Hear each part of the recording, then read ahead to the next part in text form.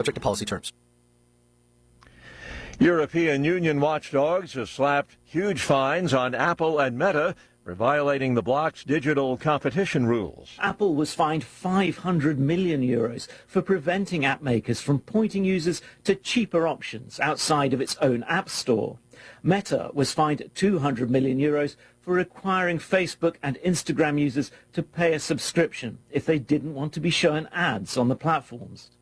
Both firms hit back at the fines. Apple said it would appeal an unfair decision that was bad for the privacy and security of our users. Meta said the EU was forcing it to change its whole business model. The BBC's Chris Valance. Israeli police have been searching the Mediterranean coast for a swimmer they fear may have been attacked by a shark. It happened in an area that has long seen close encounters between marine predators and beachgoers who sometimes seek them out. Townhall.com. Kentucky Republican Congressman Andy Barr announced Tuesday he will launch a bid for retiring Senator Mitch McConnell's seat, becoming the latest GOP contender to throw his hat into the ring. Barr said in his launch video on X that the, quote, woke left want to neuter America, adding further that progressives, quote, hate our values, they hate our history, and goodness knows they hate President Trump. Barr's entry into the race was widely expected, making him the latest big-name GOP contender to wade into the election. Former Kentucky Attorney General Daniel Cameron, who was once an aide to McConnell, is also running. Kentucky House Minority Leader Pamela Stevenson is the only major contender on the Democratic side so far. Bernie Bennett reporting. Treasury Secretary Scott Bessent says the ongoing tariff showdown with China is unsustainable. Bessent says he does expect a de-escalation of the trade war raging between the world's two largest economies. More on these stories at townhall.com.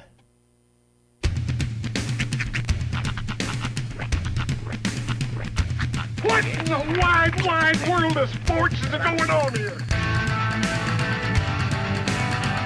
I promise you, whatever scum did this, not one man in this force will rest for 1 minute until he's behind bars.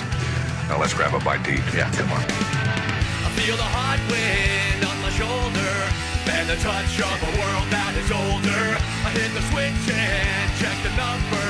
I leave it on and then I slumber. I hear the rhythm ringing through it. Flamenco guitar and cumbia music. I hear the talking of the DJ. The travelers said, what does he say?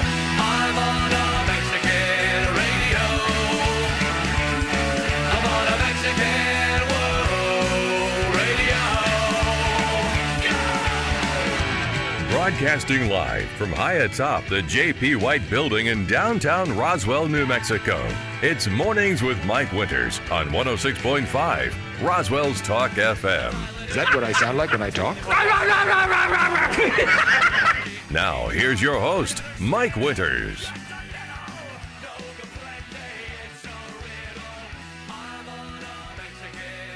And good morning, one and all. Welcome to Mornings with Mike Winters. I am he. That would be me, Mike Winters. Happy Wednesday, everybody. Yes, welcome to it. Welcome to Wednesday. Now, here we go. Fullback. We're going to have this is a different kind of Mornings with Mike Winters show. A morning show of a today. different flavor. For folks that have been listening over the years, may kind of figure out what we're about to do here today. But every year, and for the last several years, we here on the show have been kind of a part of this to help promote and promote awareness and everything for the event. But every year, the Chaves County and the schools here in Chaves County partner up to do a great program called Every 15 Minutes. Yep, they've been doing this for eons, many since years. since I was in high school. I was saying probably odds are you've experienced one or two when you were in high school. But every year they do this, and and students get involved, and they plan a big event. Usually there's a car wreck, and they kind of simulate, all of the stuff that goes on during an accident like this, and showing students the realities of what happens in these things. And so this year, they're going to be in Hagerman doing that, doing the every 15 minutes this morning. Okay. This is kind of a surprise. The kids are just learning it as we speak, as they're getting into school. Some of you, when you're maybe not into school yet, you're well, guess what today is, folks? But today is every 15 minutes, and it's each year is an amazing special event. It's always, they do a great job.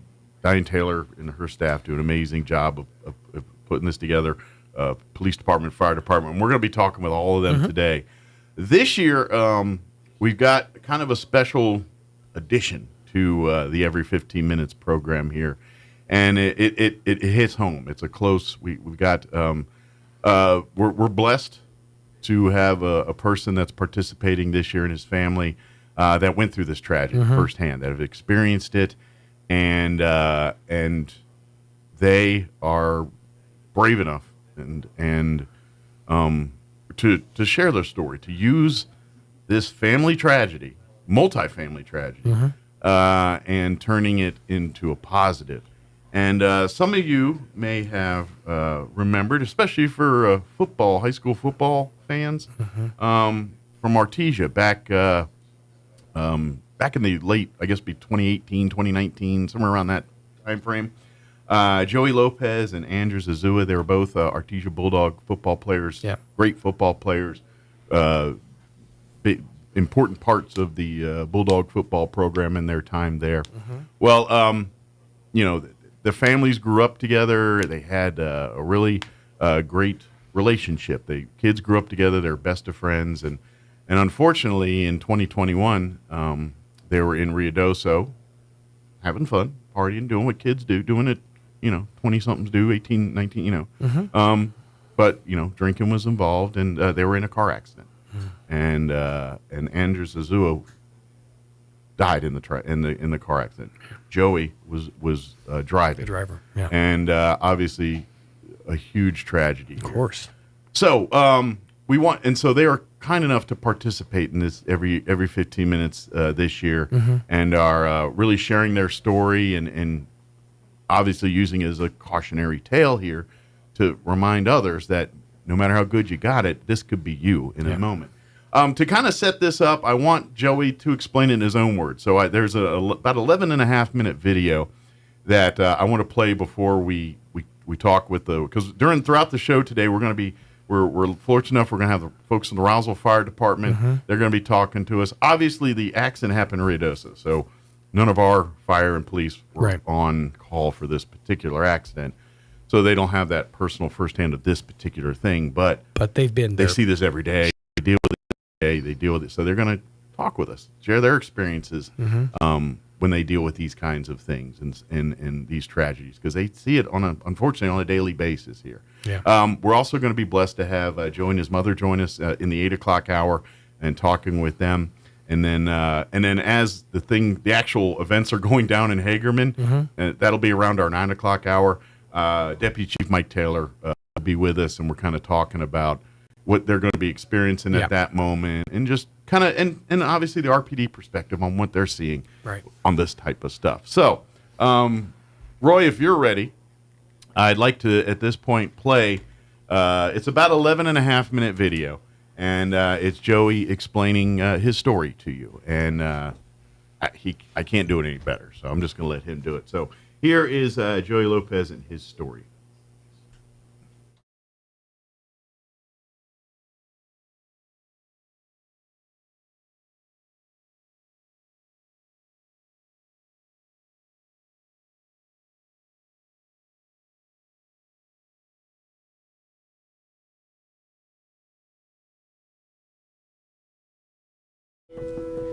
And that's when we started getting into football. Or he had already played football. It was my first year of football. I remember at that time, he was already a star running back. And I was barely getting the feel for playing football. But I used to watch him and I was like, I want to play like him. And ever since then, we started, we kind of started being inseparable, started working out together. We get to 7th grade, and we play our first big game. And he was the star running back, and I ended up playing linebacker, and we kind of stole the show, as you can say. As time goes by, 8th and 9th grade, we just keep building a bond and growing up together. At that time, our families are now friends. We're having family get-togethers. You know, we're all involved. We're all one big family. When we were growing up, we were inseparable. Teachers didn't even know. They literally thought we were brothers because we were always together. Some teachers would ask me, "Is that your brother?" I'm like, "No, it's not my brother." They even said we looked like each other somehow, but I don't know. As time goes by, we go to high school.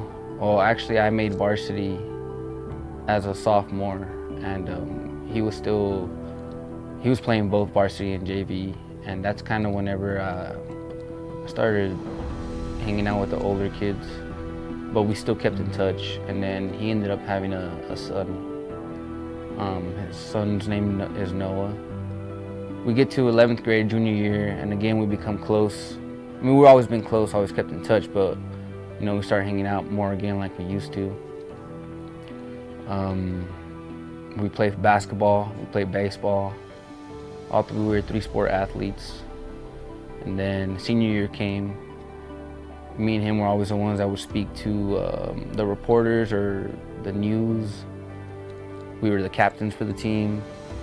For the state game, we were the captains. You know, I still have a picture of us sitting there together, talking to the refs.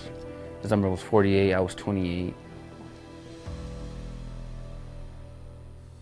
Then we graduate high school. I go to college, he stays here, stays in Artesia because he's working. He has to support his son.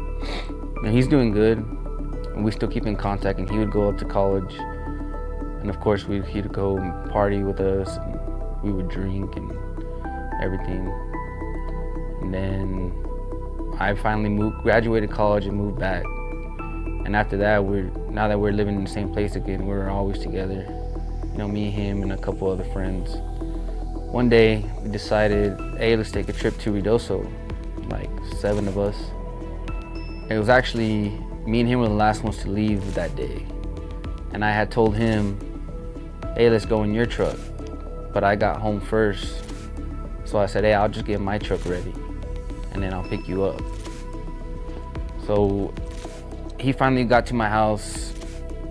I didn't end up picking him up. He finally got to my house, and we left from my house. And then we started driving to Ruidoso. And even on the way up to Ruidoso, we had actually stopped and got some beer and drank. And but I remember driving up there was probably one of my favorite things, or one thing that I remember this whole time. We talked about everything. We talked about how we distanced ourselves a little bit, but we always came back, and how it was always going to be me and him and another friend. His name is Jerry. It was always going to be us 3. I mean, all of our friends, we love them all, but you know, we're just some of the closer ones. We finally get to Ruidoso. We have, you know, it was probably one of the best nights of my life that I can remember. We had a fun time. I mean, I know we weren't doing the best of things, and obviously we weren't, you know, making probably right decisions, but we had a great time. The next day we wake up, we decide, let's go to the casino. We start drinking. We decide, okay, let's go to a bar on Downtown Roswell. So we went to downtown, we hung out there for a while, and then again we went back to the casino.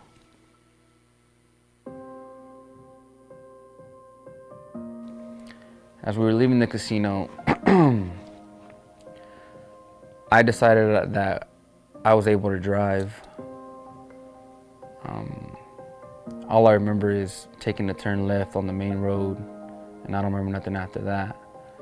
The only thing I remember is me waking up, and I couldn't move, and I was asking, I'm guessing the paramedics or cops, where my friends were at, because I couldn't see them in my truck. They wouldn't tell me, and I couldn't move. They asked me if I was okay. I said, I'm fine, just where are my friends? And then they had to cut me out, and I couldn't feel my legs at the moment. And so they had to carry me, and then they put me in an ambulance. I called my mother that night, and I told her that I was in a wreck, but I didn't know where my friends were at. So finally, I remember just waking up at the hospital, and still I had no idea what happened to my friends. All I know was we were in a wreck and I was a driver. At that time, everything was going through my mind is hope for one, hopefully everyone's okay. Two, what's gonna happen. Finally, I'm a little bit more calm in the hospital bed.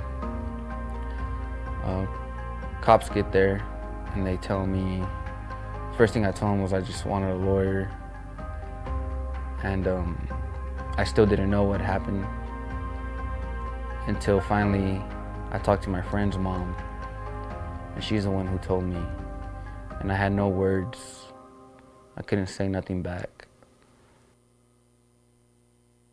At that time, just everything's going through my head at that point.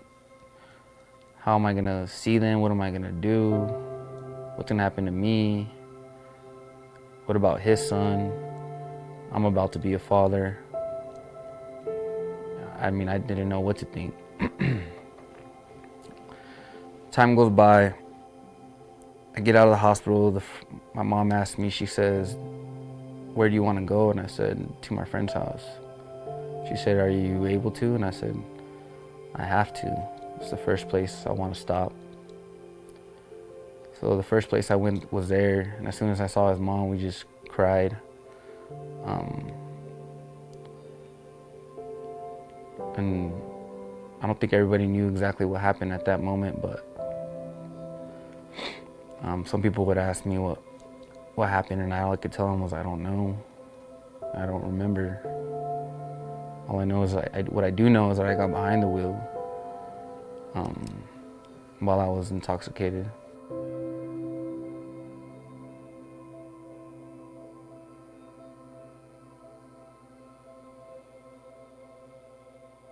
Now, I live with that. My friend is gone. You know, part of me is gone.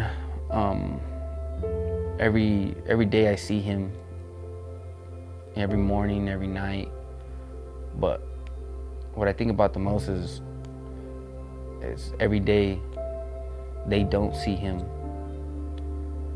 They're never gonna be able to see him again or have him for the holidays or celebrate his birthday, or he can't celebrate his son's birthday like the way I'm able to celebrate mine now. And that's one of the biggest things that breaks my heart, is every time that my son has a birthday and I'm there, I'm glad I'm there, but I also think about, or I feel guilty that I'm there and he's not.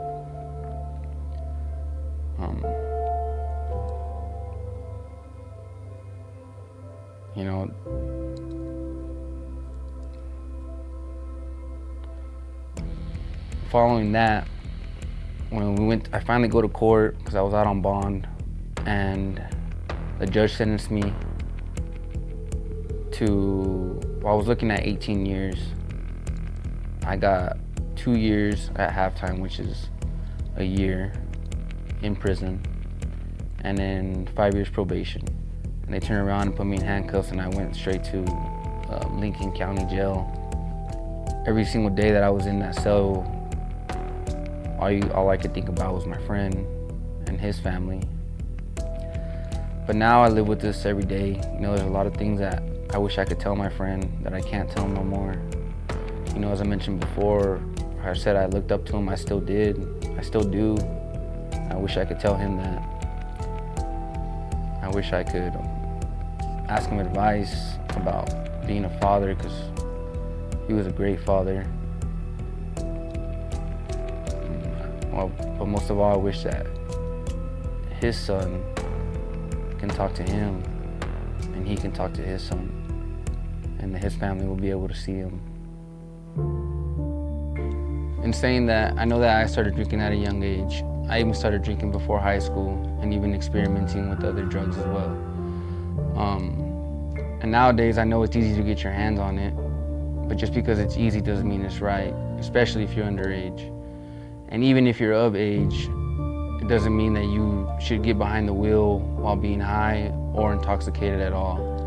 And I know that I can't make your decisions or stop you from having fun or doing what you want to do, but I do ask that if you are drinking or experimenting with drugs, just please don't get behind that wheel. You know, you can save your life, and you can also save someone else's life.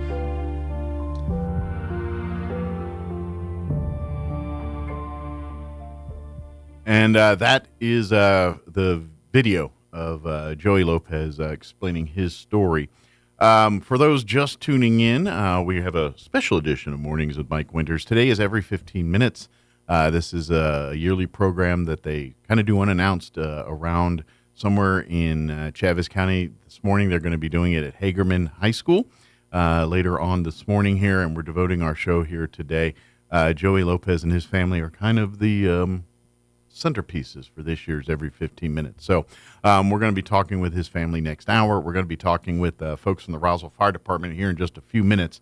Matter of factly, we're going to take a quick break, and because I got to pay for lunch. And then we're going to talk with some of the folks from the Roswell Fire Department, talking safety, talking about some of their experiences dealing with some of these types of situations. So that's coming up on the other side here. Quick break. We'll be back. Don't go away. You're listening to Mornings with Mike Winters, special edition, every 15-minute show. Don't go away. Weather this hour brought to you by Southwest Bearing under new ownership. Custom solutions for your heavy equipment. Hydraulic hoses, hose repair, bearings, seals, sprockets, belts, tools, fluids, and fittings. I'm meteorologist Jennifer Naramore with your Pecos Valley weather.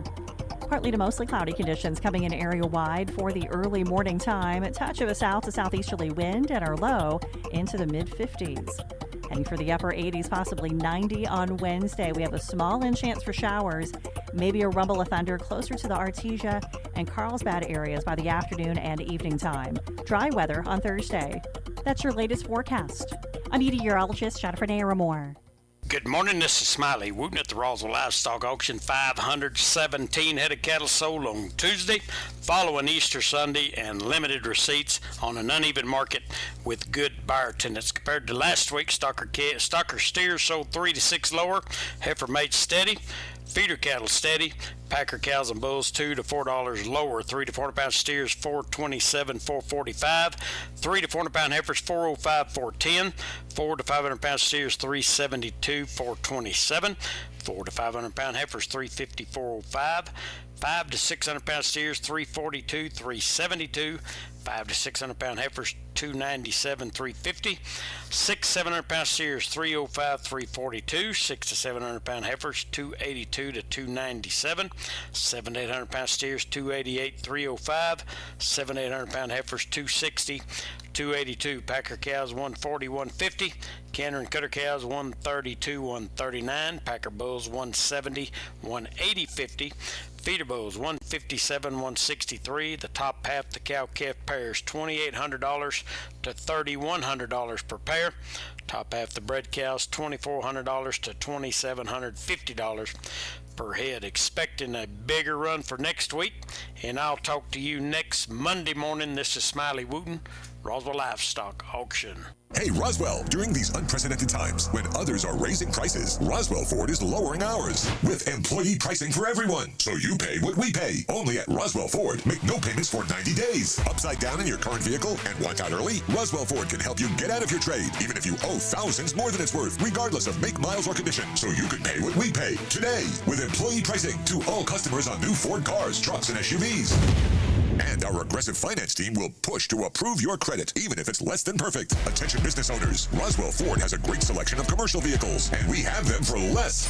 Plus, Roswell Ford offers mobile services, so our certified technicians will come to you and perform oil changes, tire rotations, batteries, recalls, and more. Contact us for details. For massive American-made savings and employee pricing for everyone, get on board at Roswell Ford, 821 North Main Street in beautiful Roswell. Call 575-623-3673 or online at roswellford.com. Interest accrues from date of sale on select vehicles. Trade balance refinanced to new loan. Subject to lender approval. Offers not combined. Expires in 1 cent. The Roswell Symphony Orchestra presents Kinderman Plays Beethoven, Saturday, May 3rd, 7:30 p.m. at Pearson Auditorium in Roswell. William Kinderman returns to Roswell to perform Beethoven's Piano Concerto No. 5, Emperor, along with works by Weber, Dvorak, and Richard Strauss. Tickets are on sale now and are available at roswellsymphony.org or by calling 575-623-5882. Kinderman Plays Beethoven, Saturday, May 3rd, 7:30 p.m. at Pearson Auditorium in Roswell. Paid in part by the City of Roswell Lodgers Tax. What made Roswell Hyundai the #1 used car dealership in southeastern New Mexico? Great selection, great savings, and great people.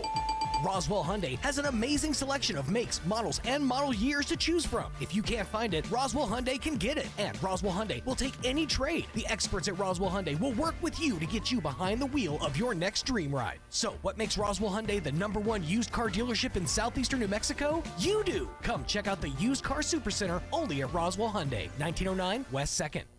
Here's a Mornings with Mike Winters fun fact. Slugs have 4 noses, but no fingers to pick them. Here's Mike Winters.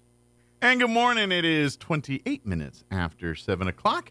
And joining us this morning from the Roswell Fire Department, Deputy Chief Derek Waschek back with us. Morning, yes, sir. Sir. Good morning. Also brought 2 of your firefighters, the drivers. You Yes, guys, you fight fires, but you also get behind the wheel as well here. Chester Montgomery and Pablo Zaragoza joining us this morning as well. Good morning, gentlemen. Good morning.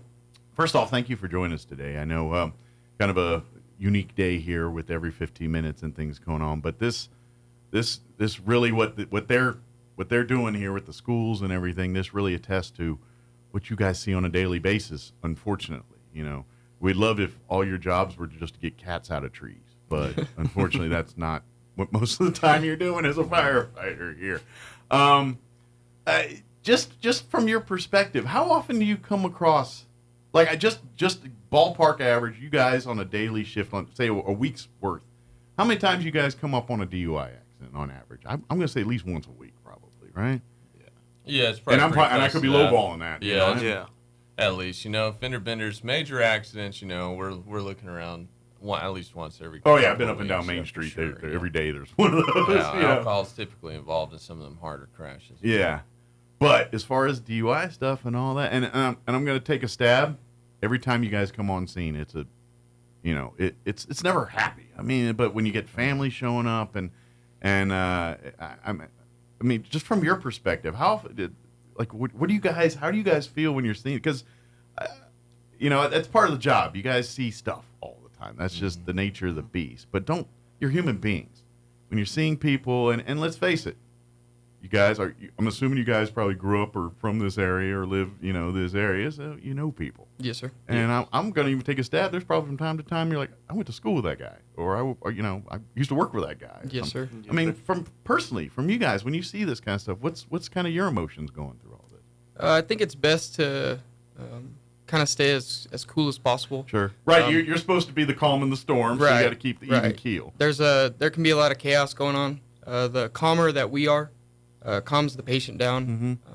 Mm-hmm. If we get family members that come on scene, it's just kind of best to.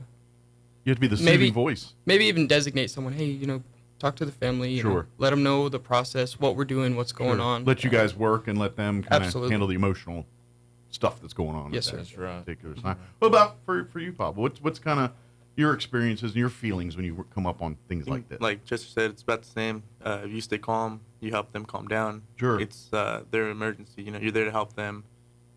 So if you stay calm, sure, you help them. But I imagine you guys, you got to carry this with you sometime, right? I mean, it's got to be nights you're sleeping, like, things haunt you, thinking about. It's like, man, you guys experience that pretty often, where it's, or do you get numb? I mean, because I imagine there is a numbness to it after. Quite honestly, after years go by, you kind of end up getting a little. Yeah, I imagine someone in your position. I mean, you've been doing this and seen this for years. Friends, family, kids, for the most part, all those calls are tough, and they're always remembered, and when you show up, you try to do exactly what Pablo and Chester said and stay calm and all that stuff. But on the inside, you do have to drag that with you back to the firehouse. And so that's why the firehouse is also kind of known as being a bunch of knuckleheads, and laughing and joking. Sure. And you got to decompress. That's the way a fireman decompresses. And this is something that's true in all of law enforcement, EMS, military. This is that's the mindset because Yeah. I was in the military, so I can kind of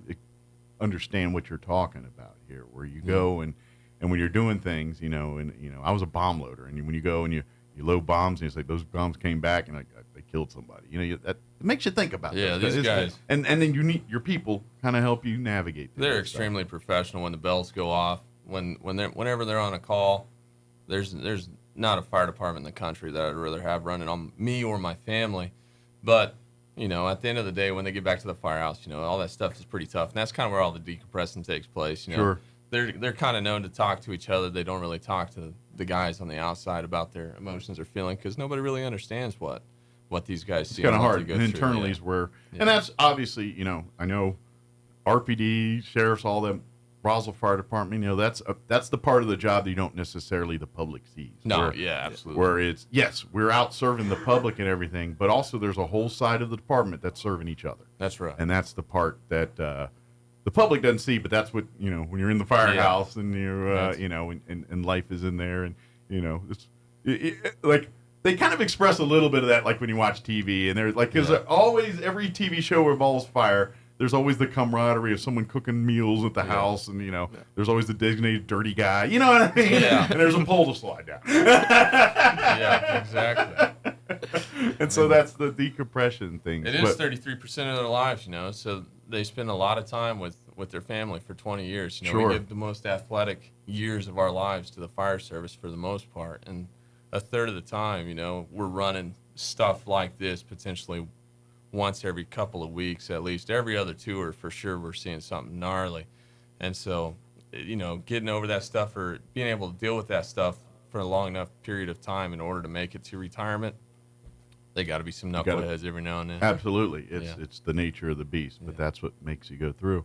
So for you guys, I mean, as drivers, because last time we talked with the deputy chief here a month or two ago, we're really focusing on, this doesn't really go to the drunk driving side, but definitely with traffic safety and things. One of the problems that not only fire department, but all of emergency services are dealing with is people knowing what to do when they see lights and sirens come blaring up the rearview mirror here. And like we said last time, that the rule of thumb is always keep right. Fire, EMS, police, everybody are going to be in the left lane like on Main Street. This is where, probably here in Roswell, you guys are experiencing the most difficulty navigating up and down is navigating Main Street. And unfortunately, you guys try to avoid it, but sometimes you have no choice. You have to go down Main Street to get to where you need to be. And so people see the lights and signs and they freak out. I gotta get. And I understand. It's kind of, and people do crazy things when they'll stop. I've seen them hop the curb, hitting like the median, and go into oncoming traffic. Yeah. I've seen a bevy of things. And first off, calm down, stay calm, and as soon as you conveniently can get over to the right, do so. That's right.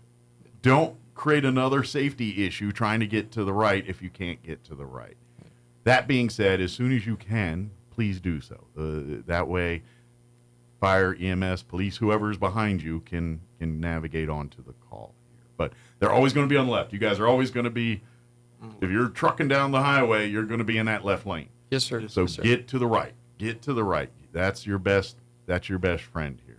So, and that also works too, because sometimes I've seen it. You guys get down intersections and it's still, and you're like, I'm in that left lane. I got to get over to the other side now because this side's already good. And that's so you guys are free to navigate. I'm going to take a stab. Those trucks aren't the most tight turning and, compact vehicles to be navigating around the highway. No. And so the more room you can give these guys, the better. Mm-hmm. Yes, sir. Yes, sir. I ain't gonna lie though, how cool is it to drive a fire truck? I mean, honestly, it's got to be like it's awesome. You like top 5 kids fantasy you guys have. Yeah, I mean, I'm absolutely living my childhood dream right now. So. All right. I mean, was it intimidating first, or was it like? Because let's face it, it's kind of like driving a semi in some cases, but you don't have a. I would say it's only intimidating in the fact that when you and your crew get in that truck, yeah, you look around, your lieutenant, he's got a family to go home to. Your fireman, The he's got a responsibility. family. It's like, I gotta, you know. And everyone else on the road, they've got a family as well. Sure. So that's where it comes back to, getting to the right safely. Makes you a lot less nervous when people. Yeah, right. Yeah. If the Because the community last thing does, you want to do is have to have EMS and fire respond to you at a car accident on the side where we're trying to get to another emergency Absolutely. situation. And unfortunately that happens more often than you think. I mean, I'm going to guess every single day you guys have a near miss when you go out on a call. we try to, Or at least, you know what I mean? Yeah. Something that could just something dumb. You know, I Yeah. mean, maybe not an accident, but you're just like, you see dumb things every single time you get in that truck absolutely. and go someplace to do anything. And that's why we want to tell everybody, be calm. It's okay. You know, I get it. You're excited. Yes, you need to get to the right, but don't hurt yourself or others trying to do so. That's right. These two guys, they're the downtown drivers on what we call B shift. And So you hit the. So is B shift like busy road time too? You might as well call it that. But we have an A shift, B shift, and C shift. All of them work 48 hours. And so Okay. the firehouse is always full 24/7. There's always somebody on that Staff truck. on call Yeah. in case. And so engine one driver and ladder one driver. And so 2nd Street and Main Street is their avenues of travel. Gotcha. On a, You're constant. Almost all every. the You time. can't get out unless you're on Main Yeah, Street. Basically. yeah. And with Reno coming up, PRS coming up in May, you know, I mean, our traffic and the UFO Festival, traffic's bad here, getting bad here just on a normal day. Sure. And so they're experiencing all the time. We just took some video footage the other day of them running to a medical call, you know, and cars are stopping or going left or, you know, and so we're just having to dodge traffic, and it's delaying our response time in order to get to where we need to get Absolutely. to, because we're seconds going to matter. remain safe no matter what. Absolutely. You know, so if you're going to pull off to the left, it requires us to slow down, kind of creep by you because we don't know what you're doing, you know, and Exactly. move on. That's the main reason, because Yeah. like I said, people are unpredictable, and when they it's just a trigger. I mean, sometimes people hear the lights and the sirens and see all that, and they go into panic mode. And when people go into that flight or fight mode, sometimes their flight is not the smartest flight way to do that. Right. You know, and so that's what we're saying. Don't freak out. Just you know, just get to the right as safely as possible. Don't cut people off. Don't plow into people. Don't do anything unsafe in your car like you normally would. Just get to the just right. pay attention. And the other problem is people wearing AirPods now, having them so they don't even hear us nor see us because nobody hardly checks their mirrors anymore. Yeah. And so that's a whole Well, nother problem. Is that even legal? To wear AirPods while you're driving? Yeah. That's a mic. Yeah, question. I don't know. I'm assuming. Yeah, we'll get Mike in later and ask that one, but I'm assuming that's not legal. It shouldn't be legal, but they dang sure do it. Yeah. You'll drive by and be like, man, this guy's not paying attention. Well, He's beep bopping down the road. Well, you know? folks, and this is, you drive with all your senses. Yeah. That's well, maybe not smell, but well, you will if your car breaks down. You're gonna want to know what that smell is. You don't want that. But you know, but you know, you got to hear, you got to see, you got to know what's going on around you. So, kind of getting back to the every 15 minute stuff a little bit here too is that, you know, that's that other thing, is just to remind people, if you've been drinking, it's just too easy to get a ride home or do something else at this point. I'm going to take a stab that 9 times out of 10, when you're dealing with a car accident that's of serious nature, either texting or alcohol was involved, or drugs or something, something to impair somebody's Most of the time. thing. And that's, all of this is so easily avoided. And that's why, and I'm, you know, when we talk with Joey and his family next hour, I'm sure they're going to tell you the same thing, man. A couple decisions would have changed everything here. Yeah. And so this is what, and I get it when you're young, because I was young. You guys are young. I was young once. You know, you do dumb things when you're young. You know, I'm sure even you guys, who, you know, pretty safety conscious minded individuals, there's a time in your life when you guys, you're dudes. I know you guys pulled some dumb stuff. That's what we do. You feel indestructible when you're young. Exactly. You ain't wrong. And unfortunately, most of us learn we're not. Hopefully a simple way, but not all of us do. And so don't learn that from this lesson. If you're drinking, if you're driving, or if you're drinking, don't drive. It's too easy. if you're underage, you shouldn't be drinking and all. But even if you do, don't drive. You know, I get it. You know, telling a kid to not drink is like, well, first thing I want to do is, I mean, that's just the nature of it. But even if you end up in that situation, do not get behind the wheel of a car. Everybody, for the most part, ends up having a cell phone. You know, I would say 95% of the community has some way of communicating with somebody in order to call a friend and catch a ride, or call Uber or Lyft or whatever. You know, there's so many other means of access to where you can keep the roads safe and even if you think you're okay, if you have to think you're okay, then you're not okay. Yeah, you know what I mean. Yeah, if you're like, if there's a question, I'm fine. You're not fine. Yeah. If you and I don't care if you're I can drink 70. Oh, good for you. Yeah. But if you drink one beer, even one beer, you shouldn't be getting behind the wheel of a car. You know, there's too many other options. And unfortunately, you can't walk back if it didn't go the way you hoped. You just can't at that point. And you don't want to learn that lesson. Hindsight, like too many people do. Yeah. So, if we could get a few off the road, that's one less memory that these guys have to make in their come minds. back another. To be honest, I hope you get pulled over for DUI, because you know what, you get to come home the next day. That's the best thing that could happen. We didn't have to see you, and you're not seeing the fire guys. Yeah. Cutting you out of the car. We'll do it. We're good at it, but we don't want to. Yeah. I ain't gonna lie too. That you all get to play with those tools too. Like the situation you need them in, you're not happy about. But I ain't gonna lie, you got big, cool power tools, and anytime anytime you get I can go saw a car in half with this thing. I want to saw a car in half. Yeah. Those tools don't get broken out necessarily too often. Good. That's a good thing.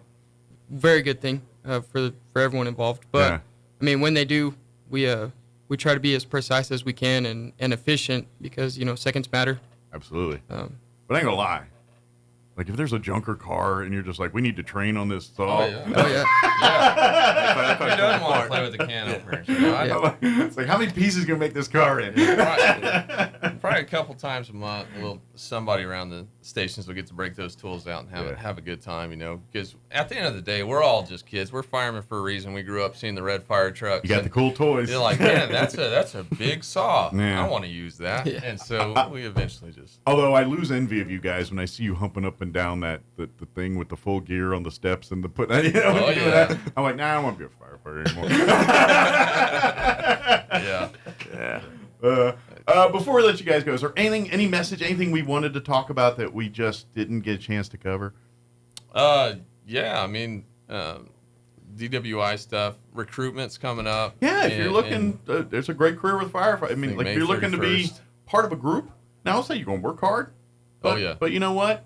If you're looking for a family-like career, there's not many better than fire department. Absolutely. It's and you know what? If you're in, your family's in. You know what I mean? I don't know if you guys are married yet or anything like that, but I'm sure if you're not, when you get to that point, they'll be just as much part of the fire department as you guys are. Yeah. I'm taking. The other two are single fellas. Ladies.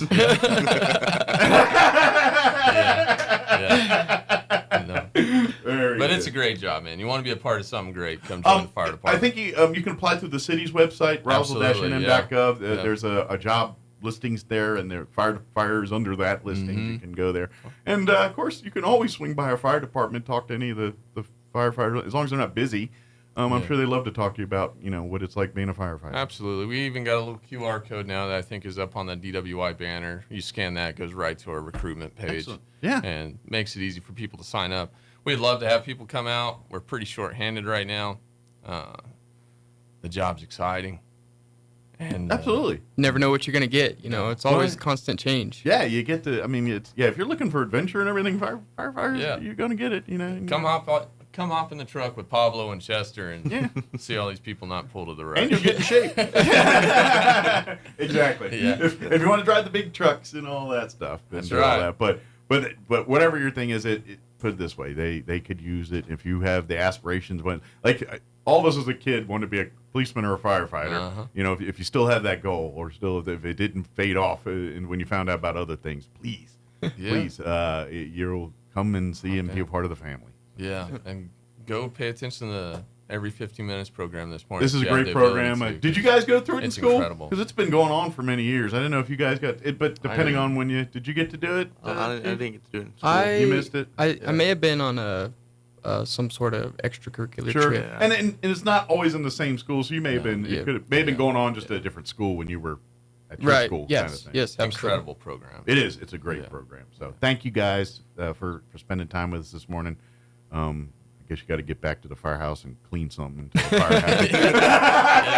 Wax the truck. Yes, sir. There's been a lot of that going on. Yeah. Time to lean, time to clean. That's right. That's right. Go lift something heavier, get a rag. That's right. Thank you guys, and thank you for what you do, and stay safe out there, and God bless each and every one of you guys. Thanks for having us. Thank you. All right. Thank you. Appreciate you.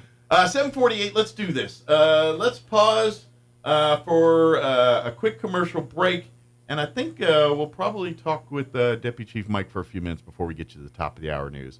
Pausing for sports by DSI, and then a quick commercial break, and then we'll come back. Don't go away. Running a business is tough. Operational demands change fast, and keeping up can feel impossible.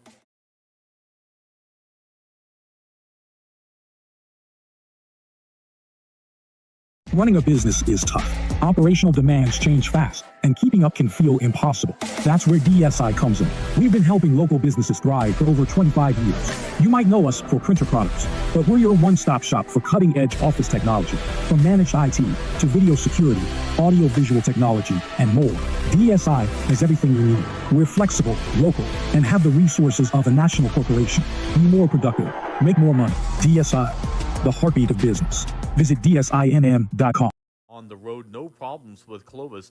The Coyotes win 15-1 and 20-2 to move to 7-13 on the season. But more importantly, now there are 3-3 in district play. Roswell plays at Hobbs, a pair this Friday, starting at 4:30. Meanwhile, the softball team for Goddard played a tough game at Lovington, but fell by a score of 8-6. The Rockets will be playing at Artesia this Friday. Doubleheader starts at 5 o'clock. Meanwhile, baseball action. Roswell was playing at Carlsbad, and Carlsbad wins that one by a score of 6-0, despite a couple hits from Savino Sanchez and Elias Lujan for the Coyotes. They'll play at home against Hobbs on Friday at 5. The Sports Report brought to you by DSI. Call DSI for all your office technology needs. I'm Eric Butler at Roswell's Talk FM 106.5. How do you find a roofing contractor you can trust? You can randomly pick one, cross your fingers and hope for the best. Or maybe you can ask a psychic to predict who's trustworthy. Here's a better idea.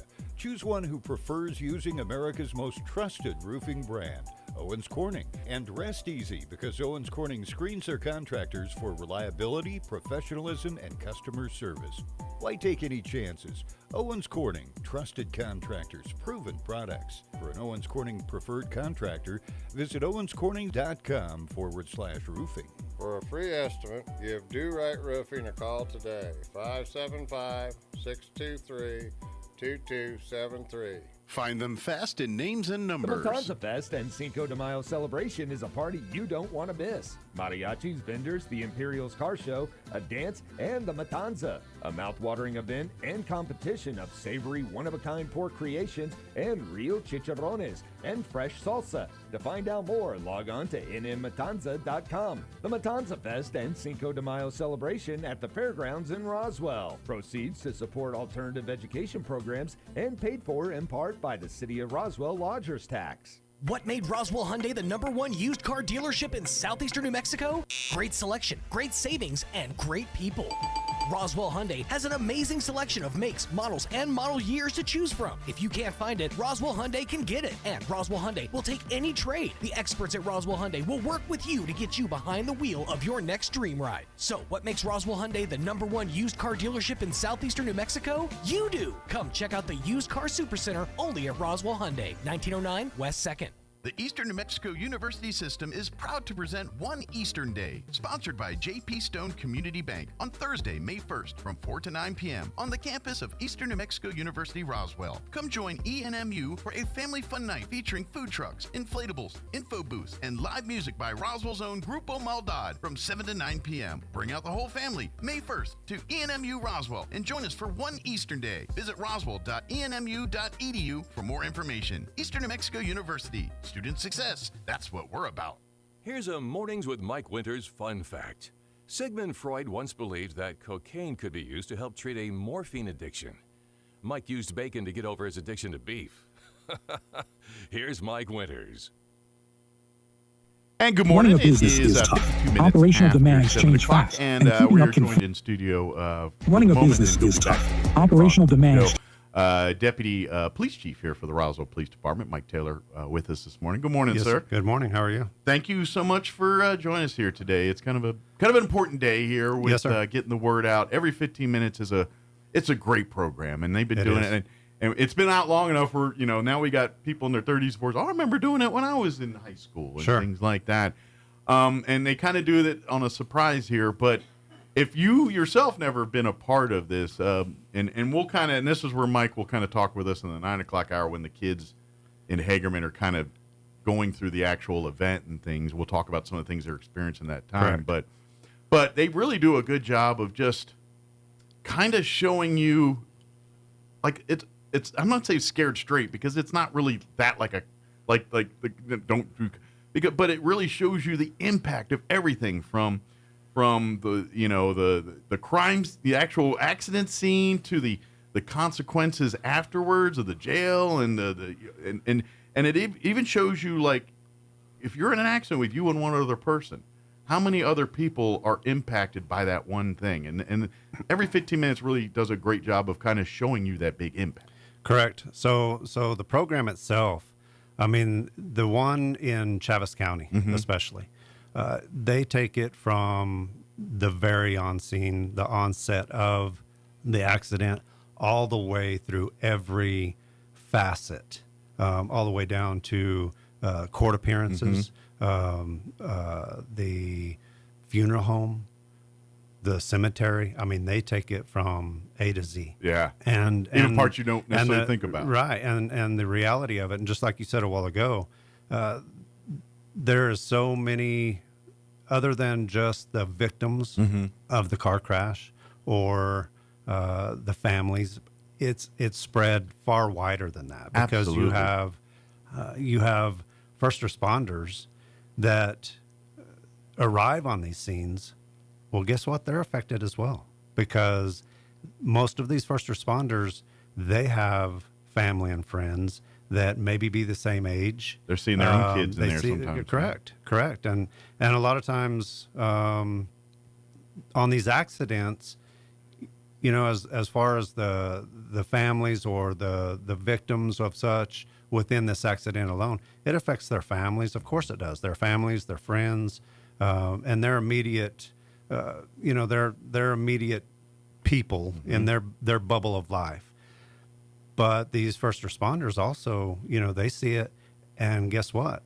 They do it again, and they do it again, and they go to the next one, and they go to the next one. And so this, it does grain on a brain. It does. Of course. When, anytime, and think about in your own personal lives, anytime you're dealing with a series of bad events, it sucks down your whole personality, demeanor, your mindset. And if you're dealing with this multiple times a day, and granted, police and fire, they do extensive training to help with this stuff, but Sure. it still doesn't face the fact that you're dealing with things that are negative all the time, and that if you allow it to, it can turn your whole mindset negative. Sure, and we deal with that, within the police department. We have peer support groups and such as that to reach out, because like I said, it does affect first responders over a period of time. It does. But they have a job to do. We train them very well. They do a very great job.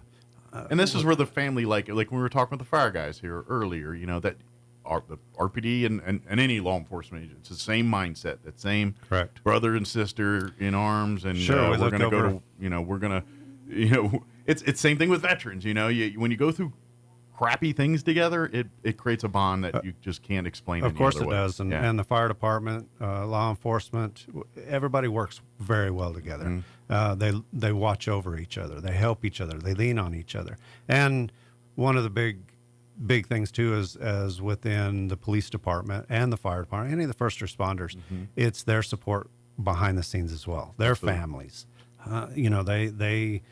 they're very supportive. They understand a lot of the stuff that they go through. Absolutely. And so you have to have that support group, and it's no different.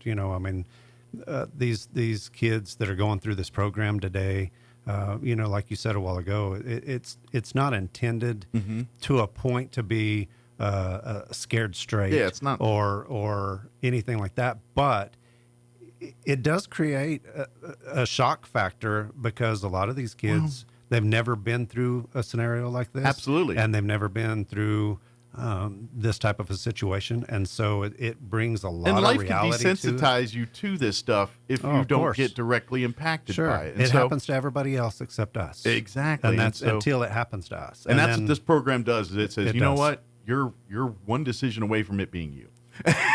Exactly. That's exactly what it is. Yeah. It's one bad choice, and it's for the most part, people are not bad.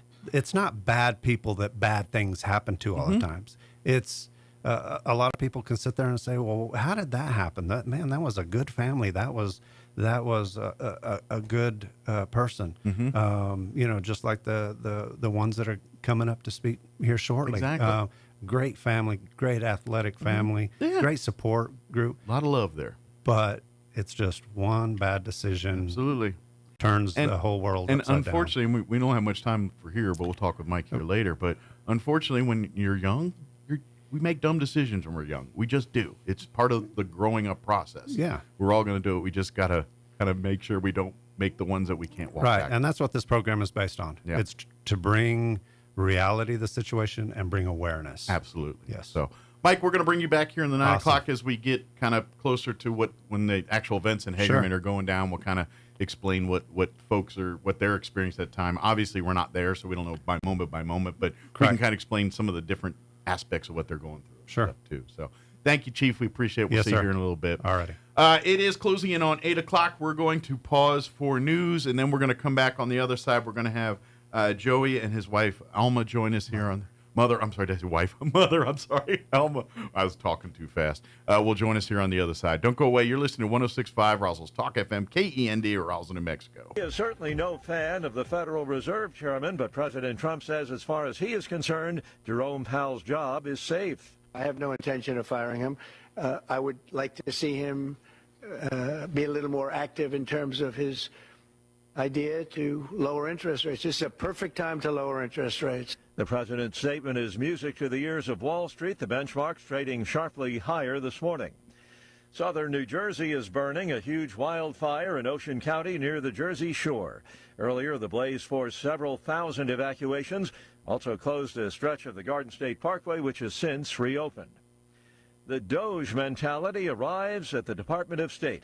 Secretary of State Rubio tightening the belt, at least partly for ideological reasons. In a statement Tuesday, Rubio said the sprawling bureaucracy created a system more beholden to radical political ideology than advancing America's core national interest. Rubio then said redundant offices will be removed and non-statutory programs that are misaligned with America's core national interest will cease to exist. He then added, "We will drain the bloated bureaucratic swamp." Rubio said the reorganization will bring the department into the 21st century. Tasha Stevens reporting.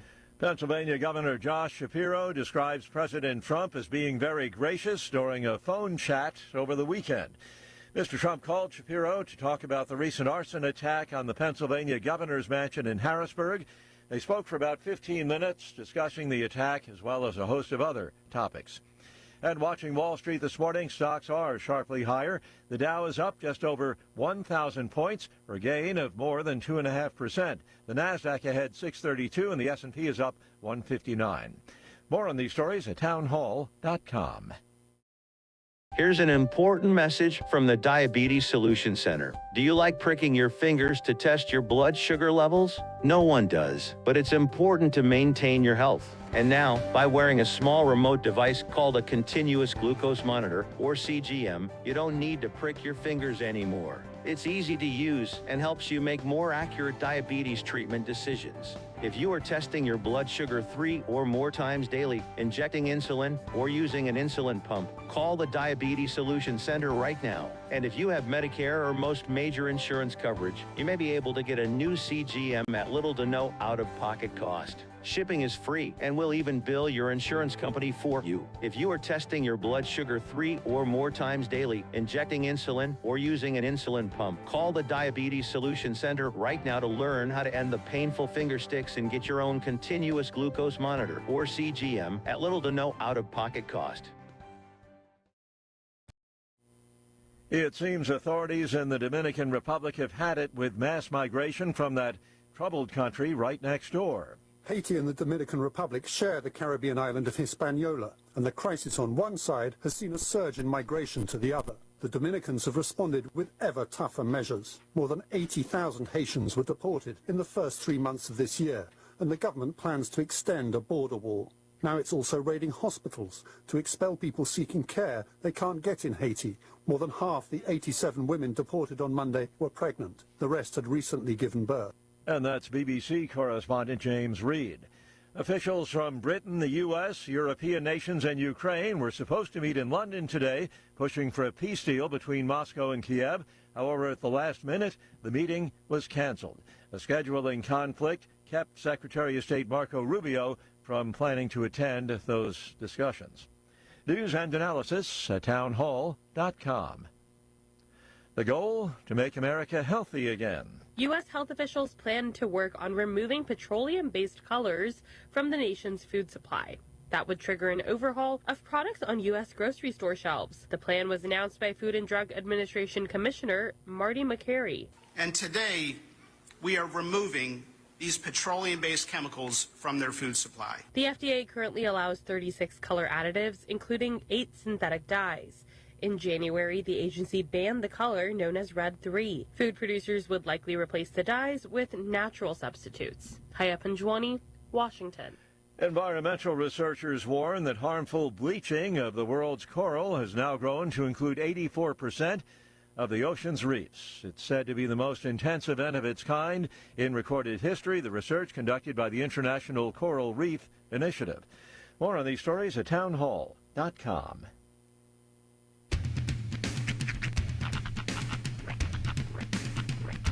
What in the wide, wide world of sports is going on here?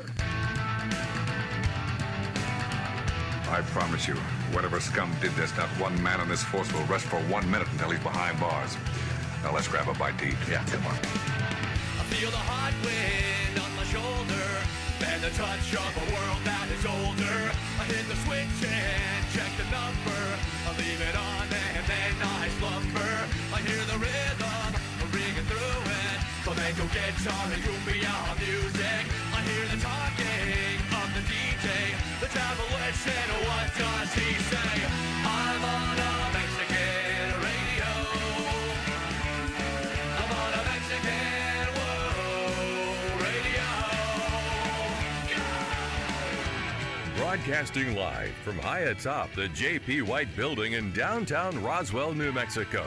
It's Mornings with Mike Winters on 106.5 Roswell's Talk FM. Is that what I sound like when I talk? Now, here's your host, Mike Winters. And good morning. It is 6 minutes after 8 o'clock. Welcome to hour number 2. The Deuce. Of Mornings with Mike Winters, right here on 106.5 Roswell's Talk FM. Happy Wednesday, everybody. Mm-hmm. We are in the midst of a special edition. A very special episode of Mornings with Mike Winters. Yes. Today, if you were just tuning in, the Chaves County is doing their annual Every 15 Minutes program. Yep. They're out at Hagerman this morning, high school there. They're going to be doing the events. for the last several years, we've been fortunate enough to be a part of the Every 15 Minutes program and getting out the awareness.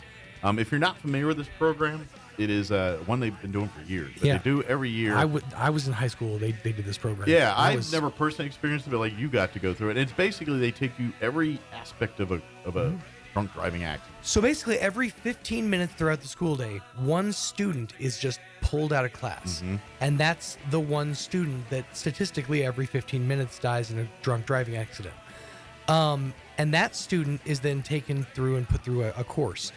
Now, the weird part was, and I don't know if they still do it like this, but the odd part is, after the kid would go through their course, they would be sent back to class.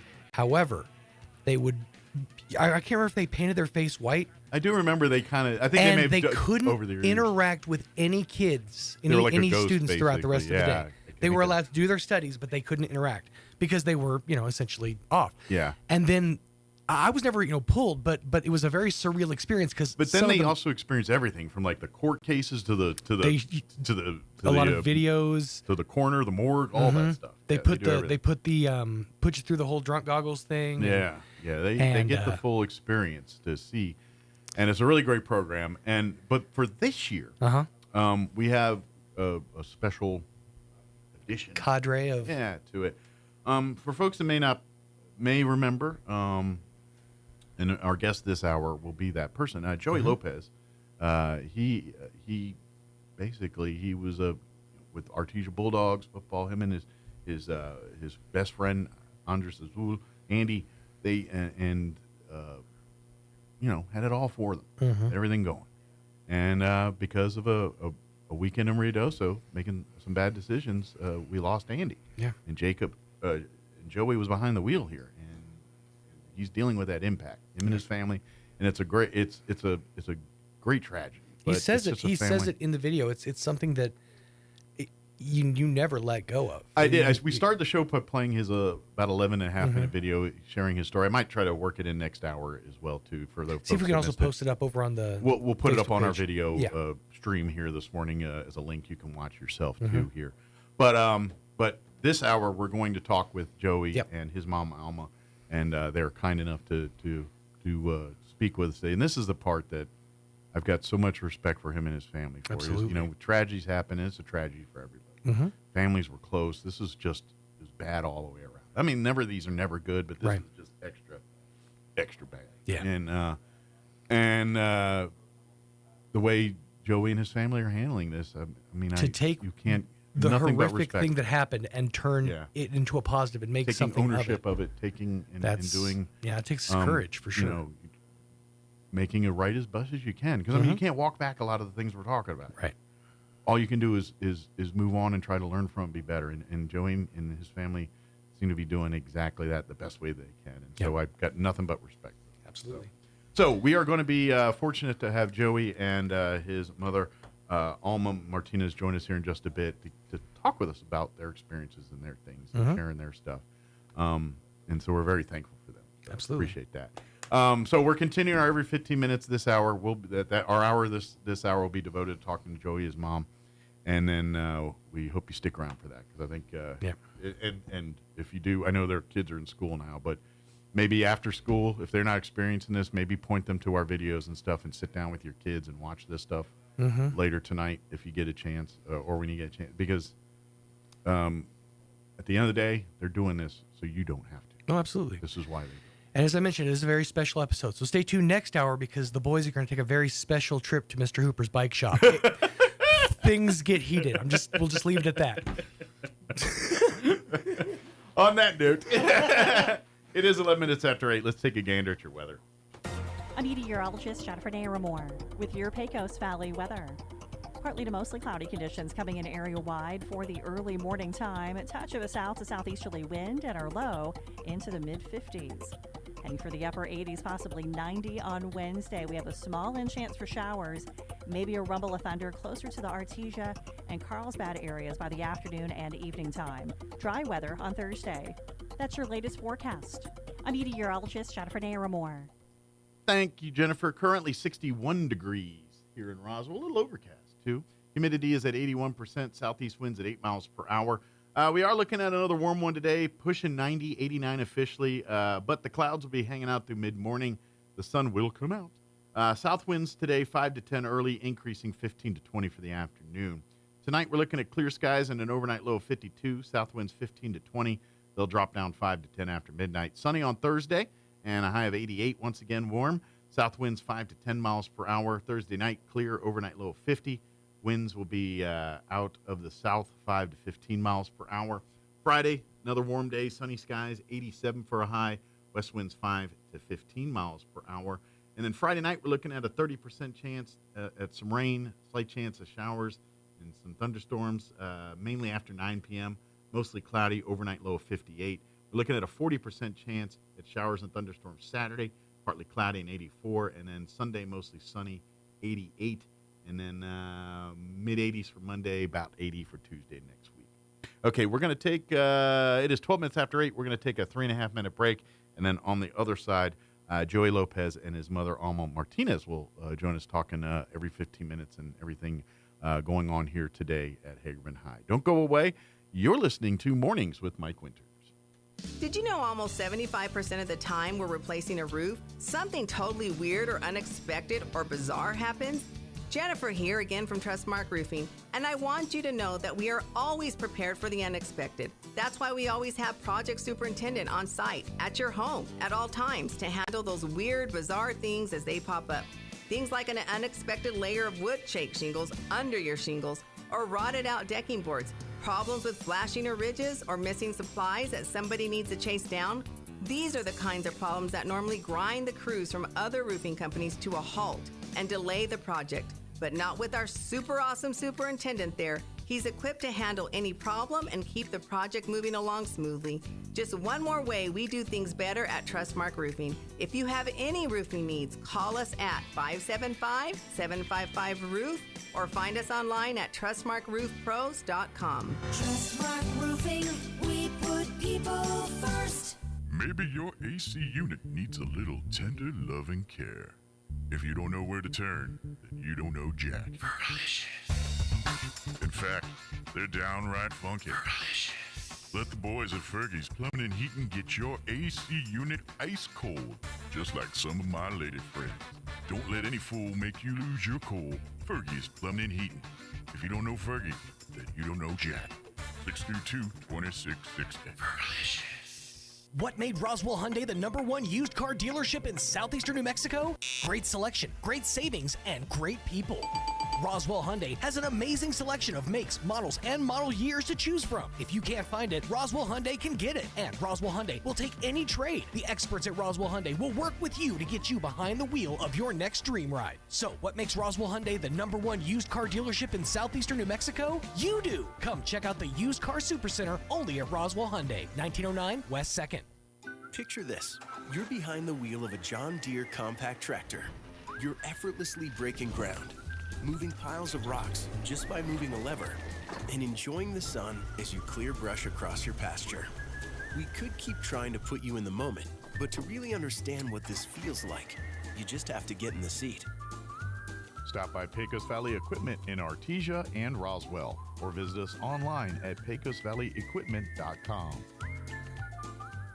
Interested in being an electric lineman? Central Valley Electric Cooperative is hosting a lineman camp May 29th from 9 a.m. to 3 p.m. at the CVE office at 1403 North 13th Street in Artesia. Camp is open to ages 17 to 22. Come spend the day with CVE linemen and learn about electricity and perform hands-on activities. Lunch will be provided. For more information and to register, visit cvecoop.org or call 575-746-3571. See if you have what it takes to be an electric lineman on May 29th at CVE's Lineman Camp. We hope to see you there. Every year, thousands of nursing home and assisted living residents face neglect and mistreatment. But as an ombudsman, you can be a voice for those who often go unheard. And we're looking for volunteers. Ombudsmen advocate for residents' rights and ensure quality care. It's an incredibly fulfilling experience. I know because I am one. Whether you're retired or just starting your career, your dedication and compassion will make a significant impact. Learn about volunteering as an ombudsman today at aging.nm.gov/volunteer. Sponsored by this station and the NMBA. Here's a Mornings with Mike Winters fun fact. The Goodyear Rubber Company researched and concluded that shoes wear out faster on the right foot than on the left. To fix this, just walk backwards for half the day. Here's Mike Winters. And good morning. It is 16 minutes after 8 o'clock, and joining us in studio this morning, Joey Lopez and his mother, Alma Martinez. Good morning, guys. Good morning. Thank you. First off, thank you so much for coming in. And I know your family, and of course the Azuas, you guys have been through so much, but you don't, and I want to start before we talk about anything, I'm so in awe of what you guys are doing here, because I'm going to take a stab. Probably one of the hardest things anyone's ever do in their life is having to deal with the recourses of a mistake. And for anything, what's going on today and the emotions, I want to start off, but thank you so much for what you and your family and the Azua family, despite the tragedy here, you're making the best out of it as humanly possible. And that's all we can ask for something like this. And so before we talk about everything, thank you guys. Thank you and your family. I have so much respect for what you guys are doing, and it's so not easy, and I'm just so thankful that you guys are doing this. So thank you so much, first off, before we talk anything about this. But first off, before we talk the family stuff, how, in the every 15 minutes stuff, how did you and your family, did you reach out to Diane, or Diane reach out to say, you know what, this is something, because I imagine, you're not ready to volunteer. Hey, let's run out and tell her, you know what I mean? How did you first come to be a part of the Every 15 Minutes program today? So actually Ben, which he's Orozco's his last name. Ben Orozco, I don't know or he was a pro officer. I don't know what he is now. I know he moved up, and he had told me he knew someone that I could work with and would help me out. And so this is kind of like part of a chance kind of thing. They're saying, rather than you sit in jail for something that you already clearly are remorseful for, let's turn this into a positive. And they're saying, so that's kind of where it's an opportunity kind of thing. Well, I didn't meet her. I did go to prison, so I didn't meet her like before, but after I started looking to what things that I can help me out, and that's where I met her. I reached out to her. She said, yeah, we can meet, and then we met, and ever since then she's been a big blessing in my life, and she's really helped me put things into a different perspective. For sure. Well, and this is the thing that that's so, Andy, your family, this is not the plans. This was not, you're coming out of high school football. You have a great I mean, there's so many, the goals and things. So I'm very curious, is your goals and dreams prior to 2021 were different than they are now here today. How is that? Like, how are you and your family looking at today now? Because you're a young man. You've got a whole life ahead of you. And please, God, don't make this what defines you. You know what I'm saying? So what's your path now? Where do you, because I and this is the heart I hope you and your family heal is yes, you're going to live with this the rest of your life, but at the same time, it should not define you in your life. You know what I'm saying? You at some point we have to forgive and move on. And and from what it sounds like the families are in a good place doing that kind of thing. However, you're a young man in your 50s. You want, you're going to be wanting with your own kids and grandkids and living. So for you personally and your family, how are you guys picking up the pieces to move on? Because it's not fair to you to dwell the rest of your life on this. And I know you're going to want to and feel it, but you're entitled to having a good life too. You know what I mean? And I hope to God, and I know now I'm preaching, but I really hope that you guys at some point in your life can find that peace to have your, you know what I'm saying? Yes, sir. So for you, is there a plan? Like, what have you even thought that far yet? I mean, I would like to mention another, because there was another person in the wreck. My friend J. Ray. Okay. And we don't. Yeah. So please. I'm not very familiar. I just knew you and Andy were involved here. No, and he was in there as well, and I would like to mention him and then his family as well, because they go through things.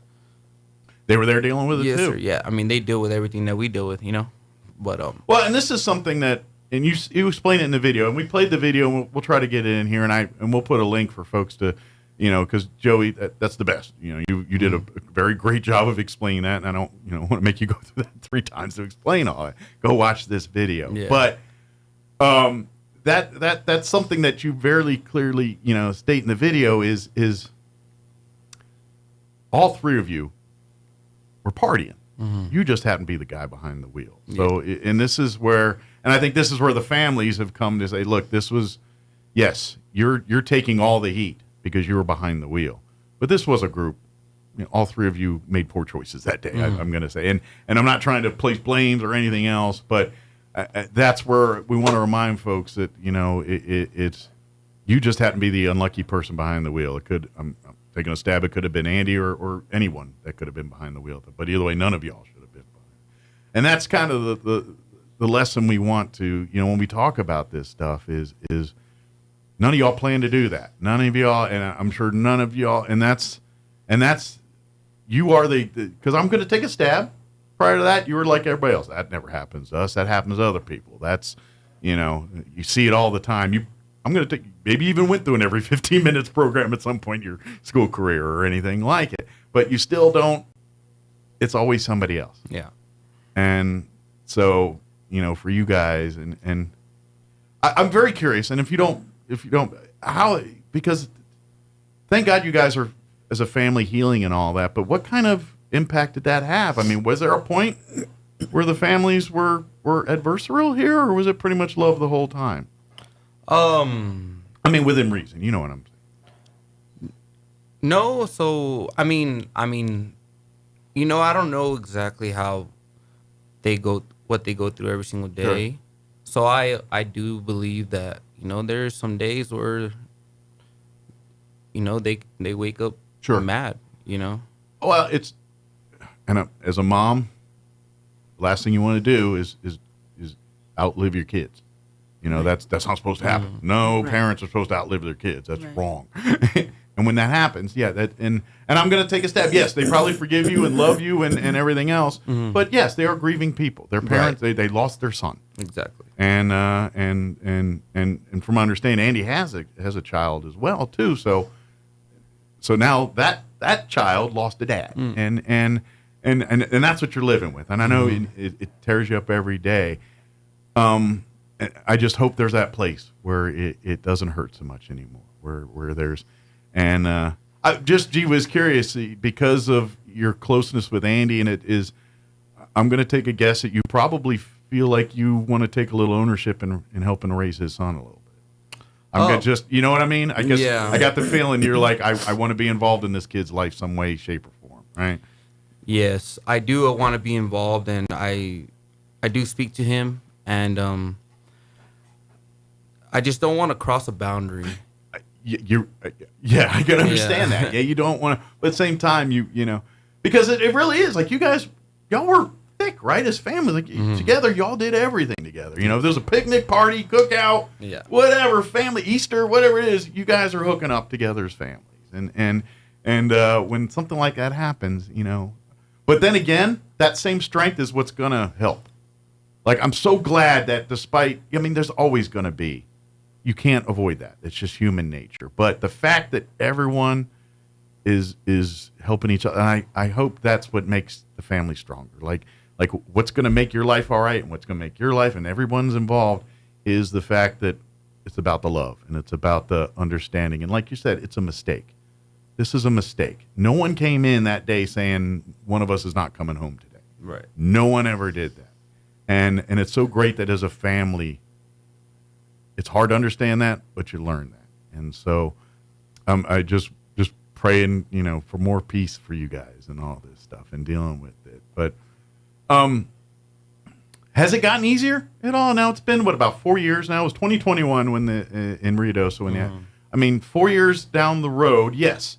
I'm sure you wake up every day living with this stuff, but are your days getting better? Are you getting, because I'm going to take a stab, and if I'm wrong, please tell me, but there's probably days where you're feeling like, what's the point? I've kind of, you know what I'm saying? And are those days getting less? Are you seeing light for you and your family? I see light. Me personally, I see light, but I would say, before all this happened, I don't know what direction I was heading. Mhm. My life has changed a lot. I have 2 kids now, so I live in a way like I can't dwell, but I think about it every day. Yes. Do I have my bad days? Yes. But you see a future now. Yes, sir. I'm going to take another stab. The fact that you have kids, I mean, now you're a parent.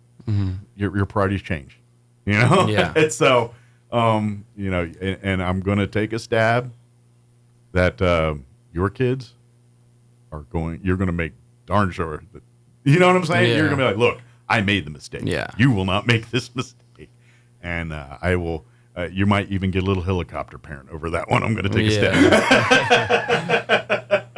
If you don't mind, I want to get your reaction to this a little bit because, like, if you watch the video and please, if you don't feel comfortable, I don't want to, evoke anything, but I would like to get, what you're thinking. How do you react when you get that phone call from your son saying, I've been in an accident? How does that, and at that point, you don't even know what's going on. So, what's the first visceral reaction for you and your family when you're getting the first words of this happening? Well, the phone call came from him, but he was a weak voice, and of course that's the phone call no parent wants to ever get. Absolutely, yeah, definitely not. My first reaction was because he couldn't really speak and tell me much, so one of the EMTs, I guess, got the phone. One of the medical people. Got the phone, and my first reaction was, "Are the boys okay?" I knew it was a group of them, but I didn't know who was with who. And at this point, you weren't even sure the details. And so, but my first reaction was, "Are all the boys okay?" You're telling me mine's stable, but they don't know the extent of his injuries. They're just telling me he's going to get flown out. So I asked for the other boys, and at that point, I didn't even know who was in the vehicle with him. But they wouldn't give me information. Yeah, because you weren't immediate family. Well, they asked me if I was a parent to them, and might as well be.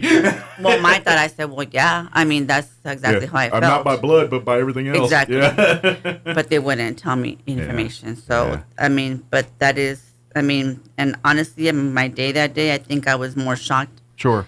I don't think I cried right away. My mind just kept playing, what's going on, because at that point, I didn't know how stable or critical he was. Sure.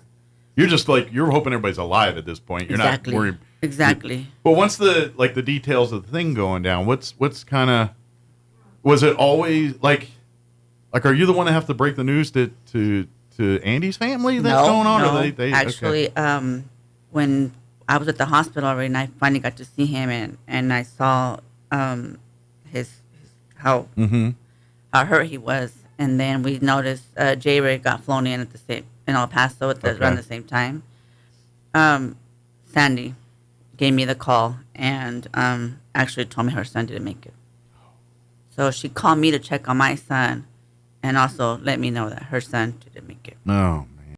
So she's the one. Yeah, that's. So are you the one that has to tell Joey? Well, it took us the time. The doctors told him to tell him anything yet, just because of the situation. Sure, they want to make sure he gets through his medical, and then when he's stable enough, then we'll get him. Because at that point, they didn't even know his internal damages or anything like that. There's still a lot of assessing. So we were told to wait. He did keep asking. He asked all night. He asked right away. He kept asking all the time, and it was hard. I think sister is the one that finally said. Yeah. And I'm going to take a stab, Joey, that the fact that no one's telling you nothing is doing nothing but making it worse in your head. Yes, sir. Yeah. I kept asking. The first thing in my head, I remember when I woke up in the truck, I said, where are my friends? As soon as I got to the hospital, where are my friends? When I was more stable, I said, they told me, hey, Jerry's here in another room. And then I kept saying, okay, where's Andy? Why are we not hearing nothing? I started putting things together in my head, and I kind of kept telling them, you guys aren't telling me something. Sure. You're like, I'm not stupid. I said, you guys aren't telling me something. Yeah. And they were like, no, we don't know how he's doing. And I'm like, okay, well, no news maybe is good news. For a minute, you're like, maybe I can spin this by you. Maybe it's okay. Yeah. And then you find out. No sense of. I was hoping everything is okay, but they kept telling me, "Well, we don't know yet. We don't know yet." I'm like, "Well, why do we not know?" So I'm very curious at this point. When does the legal side come in? When do they start telling you, you know what, you're going to jail for this? And so, I mean, was that after all the medical stuff, or were you still in the hospital and they said, as soon as you're healthy here, you're going? How did that play out? So the cops came in while I was in the hospital. Okay. They read me my rights, I think, and then I just told them I wanted a lawyer. Okay. And then once I got cleared from the hospital, I got a letter from the doctors, or from not the doctors, from the police department. Yeah, for a warrant for my arrest. And then I got home from work one day, and I guess there were some detectives around the house, and cars that didn't look like cop cars. Obviously, I don't know if they thought I was gonna run or something. Sure. But we called them like, hey, I'll just turn myself in. I'm not running. Well, police always go with an overabundance of caution. That's how they roll. So I was like, hey, what's up with all this? I'm not trying to run or nothing. Sure. If I would have known, I would have. And it makes you a little scared, like, man, what what am I about to do? They're gonna haul me away right now? Yeah. What's going on? Yeah. So once we found out, we went straight to the police department and turned myself in. And for that, and I'm assuming that's the first time you ever spent time in a jail or anything like that. What's going through your head when that's going on? Where you're sitting, I saw the video, and you're kind of, like you said, you're just thinking about Andy and what's going on. But at the same time, when you're sitting there, that's gotta be a moment when you're sitting there and you're like, look, I'm in the jail cell now. What's kind of your reactions there? What are you thinking? My son was born already. He was 10 months when I went to prison. So, a big thing was him.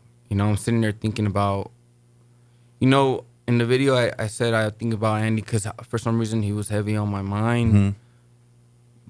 And once that kind of passed over, I'm thinking about my family. And I'm like, I'm leaving my son, I'm shirking responsibility here. Responsibility. Yeah, I get that. Yeah. I'm a type 1 diabetic. I'm insulin dependent. I'm like, how are they going to? So you're doing like my own medical stuff and everything else. Wow. So as soon as I get there and they put me in the cell, I remember I had to use the restroom. And I got up to open the door and I'm like, oh crap. All I remember is because of the TV shows, and they're like, you need to go, and then usually the toilet's right there, and you're like, what are you waiting for, bud? Yeah. Well, actually, it was, the restroom was in there. So I don't know what I had to do when I tried to walk out then, and I couldn't, and I was like, oh man. That's when they find first shit. You're like, oh, I'm incarcerated. Yeah. I don't get to just go. Yeah. And then after that is when my head started spinning, it started going, and I was like, you know what? I'm gonna try and go to sleep, but you can't. And that was jail, that was county. And you got nothing but time on your hands. Nothing but time. I read 11 books in less than in a book a day, basically, because. And I'm gonna take a stab. They weren't books like they're just whatever's at the jail there. So it wasn't a book. Could be a Harley Quinn romance novel. Could be the life and times of somebody you never heard of. Who knows? Well, it wasn't even a book I pick. I would just ask for a book. I was like, "Can you give me a book?" And they just throw me whatever. Yeah, something to read, something to occupy time, and so how long were you in before they find you? I guess bonded out or whatever. There was you a day or two, a couple weeks. How were you? No, not hours, minutes. Okay, so it wasn't even that long. Yeah. Well, that's society. That's the way it works nowadays with the. Well, they were pretty good when they were gonna arrest him. They let me know. Situation. Well, now the fact that you came in voluntarily and everything, it was just a matter of going through the process. They let me go ahead and I already had a bond for him. Gotcha. So you had to get booked in and fingerprinted, pictured, and all that good stuff. He's talking about when he actually went to prison after. Later on with the sentencing and everything else, because you. Now, if I remember right in the video, it was 18 years is what they sentenced you to? Yes. So I was looking at 18 years, or they sentenced me to 18 years technically. And, of course, suspended time. And then I got 2 years in prison, but I couldn't have time. Okay. So now, a year. Just curious, when they send you to prison, you're not at county jail, right? You go to a full-time, and I'm not too knowledgeable, but if you're in jail for less than a year, you're in jail. Mhm. But if you go one above that, you're going to a prison facility Mhm. kind of place. So I'm going to take a stab. They sent you to a prison facility, right? Yes, sir. Yeah, I had to go to county and wait for transportation. Gotcha. But yes, I went to prison. I started in Los Lunas, is where they classify you. Okay. You know, against your charges and past charges. And I'm not sure for sure, but I'm going to take a stab that prison life is not the same as jail life. No. Like those folks are in there for a while, and there's a different mindset. There's a different. Where jail, everyone's hoping to get out in a week or two, or a month, or tomorrow, or whatever Right. it is. People in prison, they're there for a minute. Yes, sir. So that's a different lifestyle. Mhm. Probably even a different handle your business a different way. Oh, yeah. In prison than you would say in the jail, in the county yeah. jail or whatever. So what was that experience like for you? I mean, you know, prison is prison. It's, Yeah. you know, I would say. Is it like on TV where they literally it's racially charged and you're like, hey, you stay with your own people kind of mindset? Was it like that or is it different? State prison is not racially. Most of that is federal. Okay. But state prison is run with your city or where you're from. Okay. But I didn't. I stick to my own. You know, I was trying to. They were recruit me, and they call it down south, which is this side. You know, and they have up north and. Gotcha. Yeah, people don't realize there's a whole hierarchy in there and everything Yeah. else. And if you're not part of that thing, prison life is not going to be great. Yes, sir. Yeah, they tried to recruit me, and I told them no, I'm gonna do my own thing. They're like, well. And you're able to? Yeah, you're able to. Like I said, I'm sorry. All I got is TV experience, and you say no, they send people. No, you're able to. I mean, they never sent people for me. And Okay. if they did, you know, I would stand up for myself. But Sure. and that's the point. You know, you're able to if you can stand up for yourself. If you can deal with your own problems yourself, and that's what I told them. I said, I don't. So do you have to get hard? Like was your mindset, I got to get hard if I'm Mhm. going to survive this? Yeah. Yeah. And I thought I was always pretty tough, you know, and I get in there and I was like, I was scared, you know, I'm not going to lie. I'm scared. I was scared, but I was like, don't show it and, you know, be a man, deal with it. And let's face it, you're an athletic dude. You know, you got you're strapping and I'm going to take a stab. Someone looks at you and said, I'm going to make a reputation off that kid. You know what I mean? They look at you and say, if I can take that, you know, it's all about looks. And, Yeah. and you look like you can handle yourself, so Yes, someone's going to try to come at you. Right. You know what I mean? Yes, sir. There's that mindset in prison. Were you sounds like you were able to avoid most of that. Yeah, I Good. did my own thing. I didn't Good. mess with none of that. You know, actually county, the first time you stepped into county is what they call a heart check. Okay. And that's where someone's going to test you. Yeah. You know, Did you get any warning on that, or did you learn it on the fly? I learned it on the fly. Okay. I didn't know. I saw it happen to someone else, and I was like, okay, my Sure. I didn't know if time's you knew coming. someone that maybe kind of been down that path and gave you some advice or anything. how I to met deal with it? someone in county when I was because it was COVID time. Yeah. We had to do quarantine. So you were doing all kinds of Yeah. weird protocol things in there. Yeah. Mhm.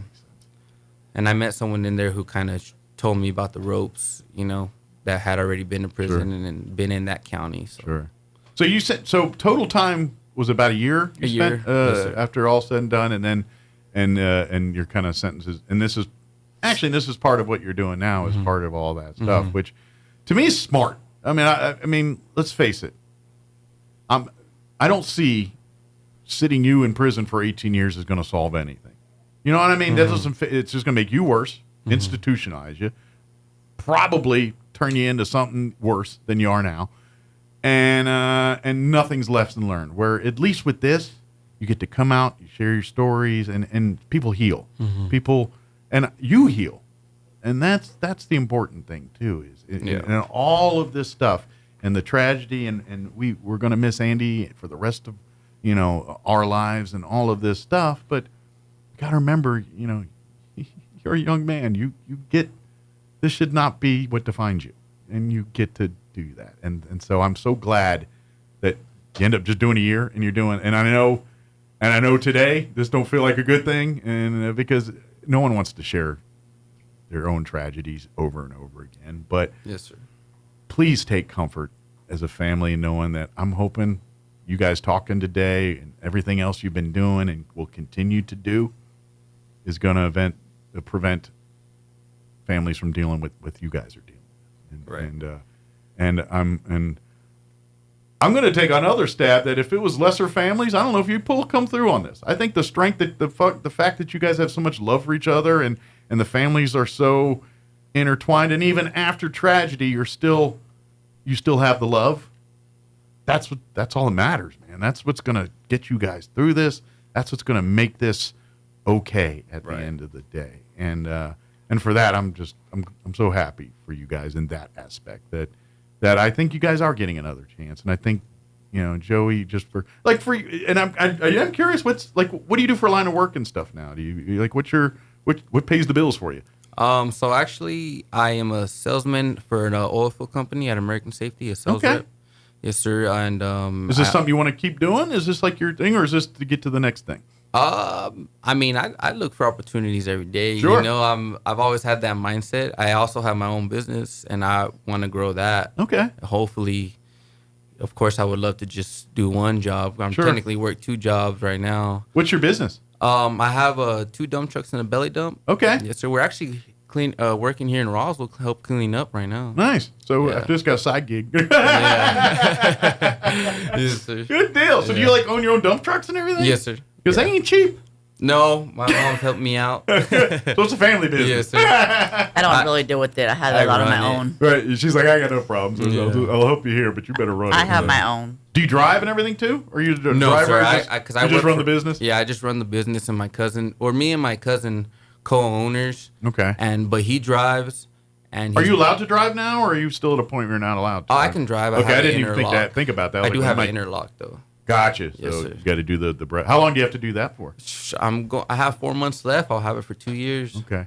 And by the way, you had to pay for that out of your own pocket, right? Oh, I still pay. Yes. Yeah, sir. yeah. That's not like something the court issues and it's good. No. You're financially on the hook for that thing, as well as, and if you don't have it or don't do it, then you don't drive. Yeah, exactly. And I have an ankle monitor. Yeah. Or had. I just barely got it off not too long ago. Wow. How long did you have to wear that? I had it for 2 years, but since I'm a diabetic, I was able to get it off a little early. Okay. Because the diabetic can mess with the readings on there. Oh, I got you. Yeah. Anytime they get this high tech stuff, man, it gets. Yeah, man. It turns into robots. There was one time it was reading that I had drink alcohol, and they're like, I was like, check my driving records. Yeah. But even dealing with stuff like that, I was like, do I need to get a lawyer because I do not drink? Yeah. You know what I mean?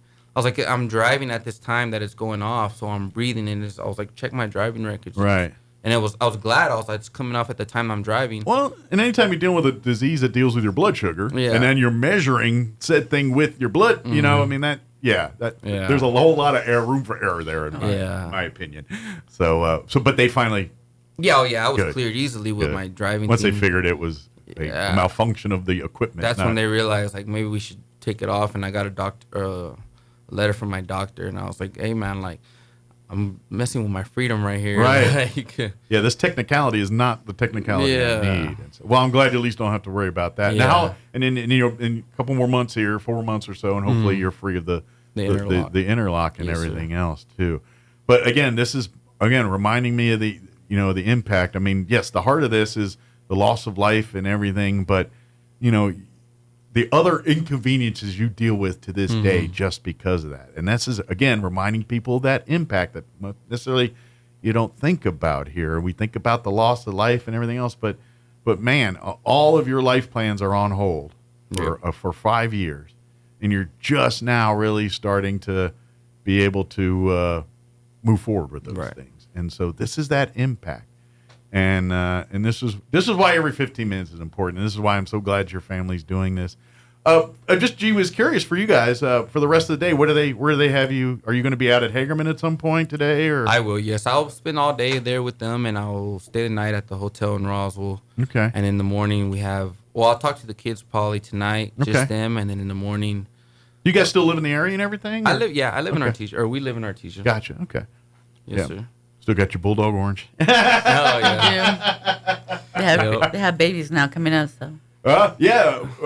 So I'm gonna guess your kids, future bulldogs, in some way, shape, or form. Yes, sir. Yeah, I hope so. Are they sports junkies at all? They're still little. They're still little. One's 3, and the other one just turned 1. But are they physical? Like, do they? Oh yeah. My oldest one, he's really stout, and I actually named him after Andy. His name's Andy. Okay. Yes, sir. Awesome. Yeah, and then my youngest one, he's gonna be a rough one, I think. Right. Yeah. So it might be a couple. Where you defense, offense? Where you want? I mean, you're a defensive guy. Yeah. I hope one's a running back, but I want one of them to play defense for sure. Yeah. Safety or linebacker. Safety, Someplace you can hit. That was the best. We have one already playing. My daughter's Oh yeah. kid, yeah. And then my sister's son. Oh, what's she? He's already playing t-ball and soccer. Okay, so he's more. gonna be Is he a baseball kid or is he going to be? Everything. Yeah, he's gonna be athletic. Right now he's playing baseball, but man, he's up for anything. And I see him guess depends if he feels like running, then we're going to put him on the soccer pitch. Yeah. Well, his mom was a softball player, so. So he's going to be into baseball because of his Gotcha, mom. yeah. Is he a pitch? Can he pitch? Or if his mom's a softball pitcher, I'll tell imagine. you this, he can hit. She was a third baseman. Okay. Yeah, he can hit right now. Nice. Good. So might be a few athletes in the family here, a few Bulldogs for years to come. So yeah, their job's to retire. So see a few more.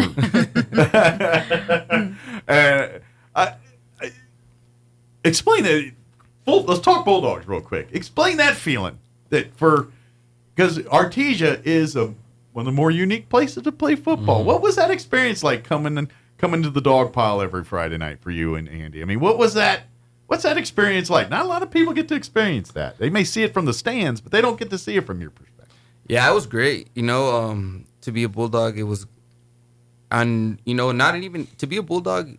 And I respect this a lot from Coach Henderson because he showed you he related a lot of practice to how to be a man, Mm-hmm. Yeah, Coach Henderson's always, the years and the times I've interviewed him, I mean, there's a reason why he's revered in Artesia. Yeah, he related a lot of practices and stuff to, like, sometimes we're going to have to push in life and also brought people in to talk.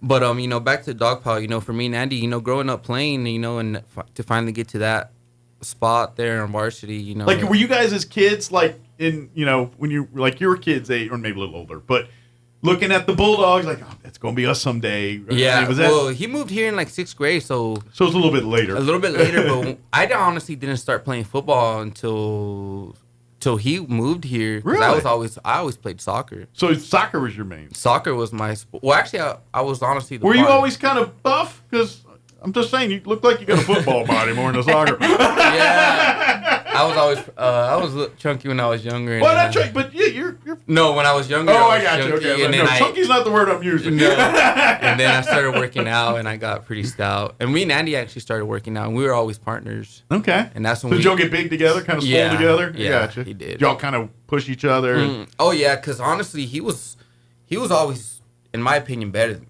And so I always looked up to him. And so you were kind of like trying to keep up with Andy. Yeah, and then there was a part of I don't know what year it was, where I ended up outgrowing him, and muscle-wise, but he was always more agility.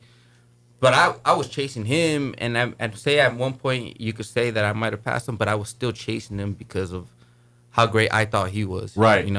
Like you're like, okay, I got to his level, but now he's at a different level. Yeah. Yeah. So we were friends, but always competitive. Sure. We wanted to be better than each other. Well, that's what you made each other better. Right. So I'm going to take a stab that on the practice field, you all were pushing each other. Oh, yeah, and he was a running back. And so you're trying to hit him. I'm trying to hit him. He's trying to truck me in. Yeah. And he's like, I'm not going to run around you. I'm going to run through you. No, yeah, he wasn't the type of person to run around you. Yeah. He's going to run through you.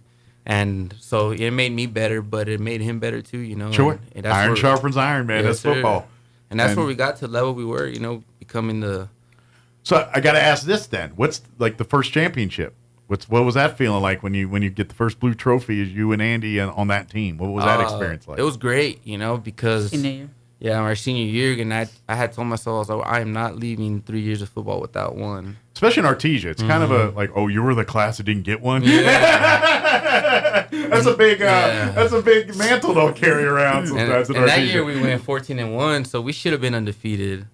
But funny story, so Jim Wilburn, I'm sure you're familiar. Yes, he called Artesia Bulldog Sports for many years. Well, he retired there around 2010-ish, somewhere in that ballpark. And for a year, me and Gene called Bulldog football. And it was the one year that Artesia was not good. They didn't make the playoffs that year. It was one of those years. It was like they lost to Deming and Deming that year, which never happened. And they blamed us like it was our fault. And the next year we got Joby and everything worked out. But there was a year there, it was me and Gene, and they literally blamed us for the Bulldogs' bad season that year. I remember having a bad year. I'm gonna blame that on you guys. Like it's Gene's and Mike's fault. They were stupid broadcast. But yeah, and that's something that people don't get unless you've been there. Is Artesia's different when it comes to, I mean, yes, Roswell Coyotes and the Rockets, they celebrate championships and they do amazing thing, but it's not the same as Artesia. It's when the whole town and you don't see it as much now because I think people stole all the flags, but I remember it was a sea of orange flags every Friday out there. They still do it now? They stole our flag too. Yeah, they kept stealing the flags. Yes, and I think it's I got a feeling like the one in front of our station. I'm almost positive it was Goddard kids for a prep rally. They took all the flags like the year before. Whatever. Yeah. This was years ago, but yeah, I think all the flags got stolen. Wow, but they stole ours too. But it was a tradition there in doing that, and so that's cool that you and Andy got to kind of experience that. And to be honest, you guys are probably a little bit like rock stars in Artesia a little bit. You kind of get that feeling in there, and so that's really cool. Yeah. But it also probably leads to what happened in some, because when you get people always you feel indestructible, and you already feel indestructible as a teenager anyway. Right. You can't. But when you guys are on a platform that like you guys were, where you are in a spotlight and people treat you different, and I'm going to even say maybe because this is something too is like. And this is something that I always wrap my head, because you guys were in Ruidoso part. How, because you were bar hopping and stuff, right? Mm-hmm. Like how, and this is something we need to maybe address in a bigger thing is, how did you keep getting served? Like, were you guys just cool, or were you pretty sloppy? That's what I'm trying to. No, actually, I didn't understand how you kept getting served in public places without someone saying something. So this happened a little bit after high school. Gotcha. Yes, sir. So I was in college. Sure. And I think I had barely graduated. But you were of age, right? Yes, sir. We were of age. But I'm just because, but even like, I'm guessing you guys weren't like to the point where you're staggering drunk and things like that, or were you? That's the part I don't get. Is like if you roll into one bar and they're supposed to not serve you. So we thought we were good, But Okay. I mean, the time, because it wasn't even that late, if I'm honest, and we started early in the morning. Gotcha. It was a boys' trip. We're like, oh yeah, we wanted to have fun, Indestructible. We're gonna start the day drinking and end the day drinking. Anything we did was not right the whole day, and it's Alpha Dog City, right? We I thought know we were exactly good, what and you're we talking had about. other friends with us. But once we got to that point, my other friends didn't want to go to the bar, and I told Andy and Jerry, they were with me. I said, "Hey, bro, I think it's time to go home." Gotcha. So at the same time, we were trying to do the right thing by let's just go home. Yeah. But you're young and dumb in life. You want to experience more life. That's what happens, man. And still got behind the wheel, which was completely wrong. No matter what, no matter who it was, I did it. Sure. But that was just something because, and that's something that's bigger issue than what you've been talking about. It's like maybe we need to crack down on servers and being more. I know they're doing that, but I just feel like if somebody in one of these places said something, maybe it avoided everything that happened. Maybe. You know what I mean? And I'm not trying to shift blame or anything else, but a lot of variables. And if one of these variables was different, which happened, you wouldn't happen. You know what I mean? And that's, but it wasn't. And this is getting back to every 15 minutes again, right. What we're talking about. And I'm not trying to shift blame or anything else here, but one decision that you guys made changed your whole life. Right. And, who knows where you, just want to take a curious, prior to 2021, what was goals and visions? Was it still the same here or was it different? No, different. Definitely. Well, I always thought I was going to have my own business. Never knew what. Gotcha. I was in so many different. That was always the goal. That was always the goal. Real estate but I mean, actually now they're kind of, the goals are my main goals are the same, but was my drive different back then? I was young and I just wanted to chase and. I'm going to take a stab, but whatever your plans were is with Andy, right? Yes, I mean, you guys were going to be a part of each other's lives. Till so he was an electrician, and he worked for Dean's, and my main goal has always been real estate. Gotcha. And I was like, Andy, you're an electrician, bro. We can flip some houses. Sure. Kind of start your own side business. Flipping. Yeah. And I remember one time because my kid's mother, her dad is an electrician, and I remember I had him do some stuff for, I don't remember for what was, I don't know if we already had a rental house. And then he comes up to me and then he's like, why didn't you tell me, bro? I was like, dude, honestly, I forgot you were an electrician. I was like, hey, but that's the goal now, you know, and Exactly. it kind of snapped. It's you know, and we got to wrap it up. I just saw the time here, Yes, but you know, I kind of want to end it on this point is, I'm so glad that, you know, we're starting to see the phoenix rise from the ashes here a little bit. We're so thankful that you and your family and the Zua family are healing from this. And I'm so thankful that you guys are using this platform to help warn others and to hopefully avoid another family experiencing what your family has gone through. It is above and beyond the call of braveness for what you guys are doing. I'm so thankful for that. And I know at night there's still the things that haunt you guys. I hope that things like this in time make that less. And I wish that for you and your whole family, and that this tragedy doesn't define the rest of everyone's lives involved in this, that you guys can move on. And I hope this is part of that healing process. So, folks, if you do get a chance to meet the family here out and about on some of this stuff, please, share, talk with them, they're here, and we're so thankful that you guys can do this. So God bless you guys and your families, and I'd hope to, come 10 years down there, we do a 10-year reunion, coming down, everybody's like, oh, look, grandkid, this one's a star in college, this one's doing this, and that's what we're happy seeing. We're just seeing all these kids that are all 3 years old now talking about them, 18, 20 doing great, amazing things. That's cool. And who knows? Maybe someday we'll see you in your business. Next thing it'll be Joey's business, and it'll just be, I know a guy could do some advertising if you need some help. Might need some. And my mom has a restaurant too, Alma. So. Oh yeah, Alma's is great, y'all. I've eaten at Alma's a bunch of times there in town. It's kind of hard to get a seat sometimes. I'm just saying, it's kind of on busy. The weekends. On the weekends for sure. But yeah, they got great food there. It's right there in the what is that shop? It used to be next to the plateau there. Blue Quail Shop. Blue Quail Shop. Yeah, there it is, right there. Yeah, right. Little Caesars, all that at that little shopping center. Yeah, absolutely. Yeah, Alma's. I've eaten there a bunch of times. There's good food there. So thank you. I didn't put the Almas together until just now. Not many do. Okay. Well, thank you guys. Thank you for sharing with us. Thank you for spending time. Thank you for coming in early. I appreciate that. And if there's anything we can do to help you guys, please don't hesitate to reach out.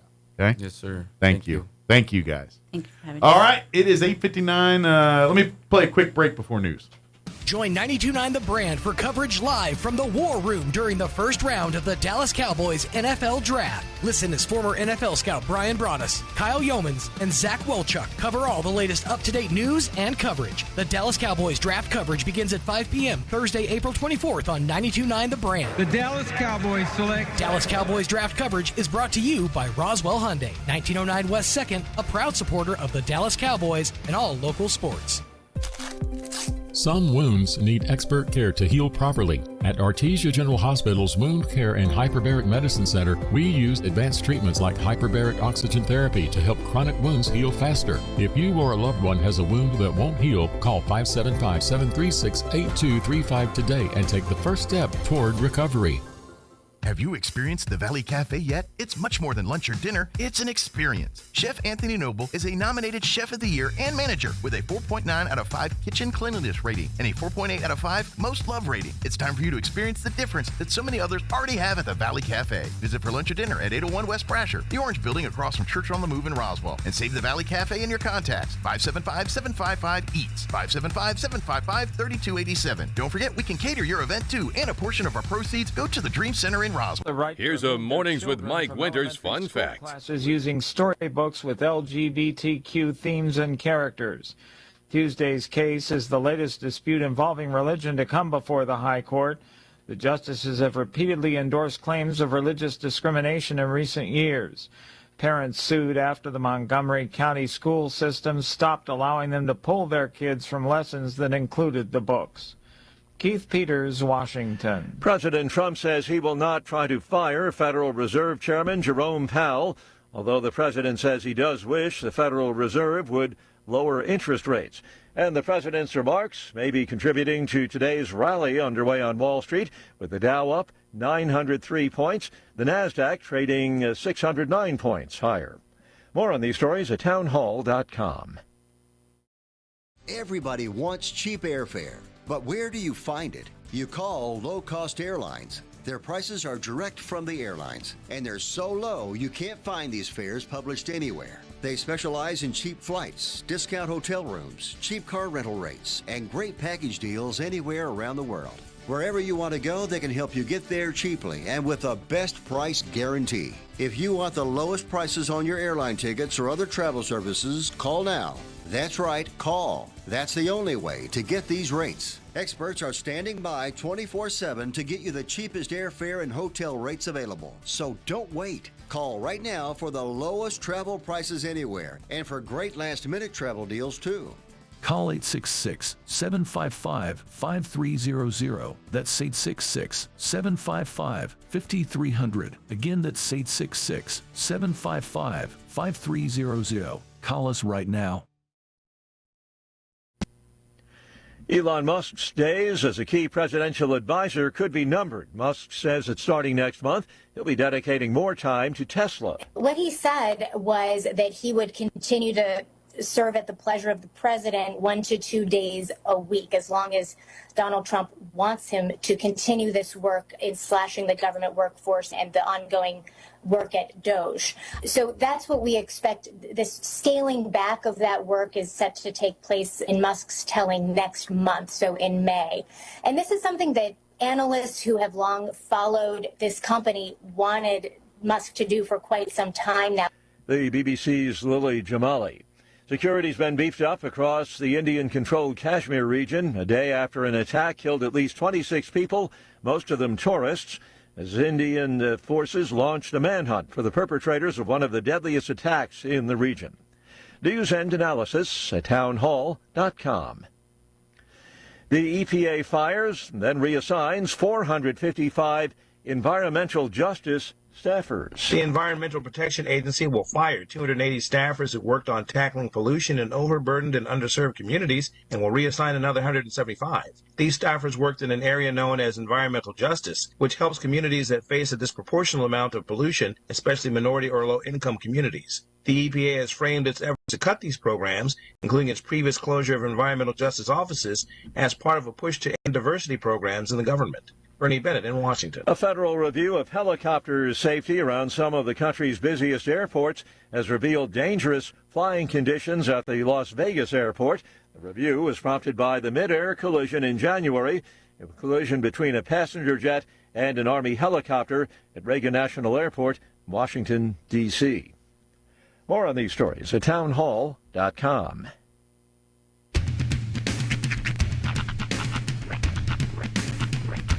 What in the wide, wide world of sports is going on here? I promise you, whatever scum did this, not one man in this force will rest for 1 minute until he's behind bars. Now let's grab a bite to eat. Yeah, come on. I feel the hot wind on my shoulder and the touch of a world that is older. I hit the switch and check the number. I leave it on and then I slumber. I hear the rhythm ringing through it. Flamenco guitar and cumbia music. I hear the talking of the DJ. The travelist said, what does he say? I'm on a Mexican radio. I'm on a Mexican radio. Broadcasting live from high atop the J.P. White Building in downtown Roswell, New Mexico. It's Mornings with Mike Winters on 106.5 Roswell's Talk FM. Is that what I sound like when I talk? Now, here's your host, Mike Winters. And good morning. It is 6 minutes after 9 o'clock. Welcome to hour number 3 of Mornings with Mike Winters, right here at 106.5. Oh, did I turn your mic on? Was I on? I don't have No, you're on. Okay. Yeah, you're on. you just chuckled, and so I was like, well, uh-oh. I was when you said the Inviernos, and I don't know, it just hit me weird, and I just giggled for a minute. I don't know why. But of Mornings with Mike Winters, right here, 106.5, Roswell Talk FM. Happy Wednesday. We're having a special edition. A very special episode. Yeah, Mornings with Mike Winters this morning. Today, the Every 15 Minutes program is going on, actually, about right as we speak right now in Hagerman High School this morning. Yep. If you're not familiar with this, they've been doing this for years, and they do it at a different high school in the county every year. But in Chaves County, they actually started in 1999. Okay. So it's been 26 years. Yeah. I was just saying, I think it was my junior year they did it at Roswell High, and that was when I was 2001, we'll call it. Yeah, and the Ever 15 Minutes program, it's a national program. So it started in Canada in the early 1990s. Okay. And then in I believe it was Chico, California. Okay. Picked it up. All right. About 95. Just took off from there. I predate a little bit. I graduated in 91, but I remember like when I went through high school, they didn't have every 15 minutes. But what they would do a lot of the times is they'd take a drunk driving car that was in an accident. Oh, sure. And they'd load it up on a trailer, and they kind of usually more set of a it, visual. Yeah, set it in front of the high school and say, this is what happens in a drunk driving, and then this car's just completely... Right. And programs like that, I mean, at that point in time, they had their place.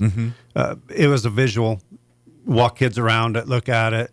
And in all reality, at that time when you seen that, how much of that stuck with you? I was like, "Ooh, that's nasty." Yeah. Sure. So, but it was a quick visual. You look at it, and a lot of people go through "It'll never happen to me." Yeah. What was the movie that they used to? I'm sure they don't show it anymore. But Blood on the Concrete, I think is what it was called. Oh, that was like a driver's ed video. It was a driver's ed video, but blood flows red on the highway. But it was very much in that same vein of what they'd get on the loudspeaker, the audition speaker beforehand, and kind of play out a scenario. You'd hear like a police call, like a call to an accident. And then everybody was taken outside, and it's just like that. It's this visceral like experience of what happened. And that's essentially what this program is today. Yeah, I mean it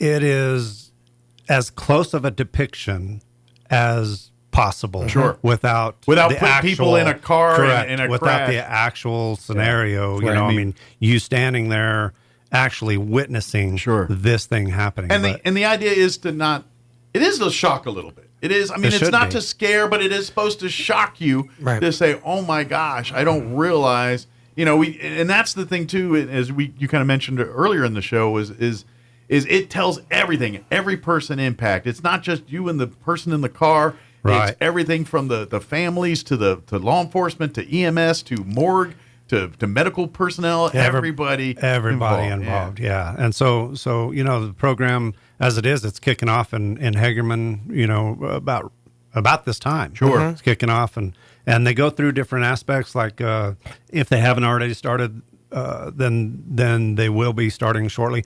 The Grim Reaper will come into the classrooms. It's going on in Hagerman. Gotcha. So it's affecting the Hagerman, Lake Arthur, and I don't remember if Dexter schools, some of the students are being involved in that or not. Okay. But I know it's focusing on like Lake Arthur, Hagerman area. Yeah, their school. And the Grim Reaper will come into a classroom, and the kids don't know this is. They don't know. Like by the time they get to school, it starts to get the wind out a little bit. But they don't know what students are. Some of this is geared towards those certain ones, because they're already automatic leaders within a group or the school. They're looked at as more popular or anything else, and so they're influential.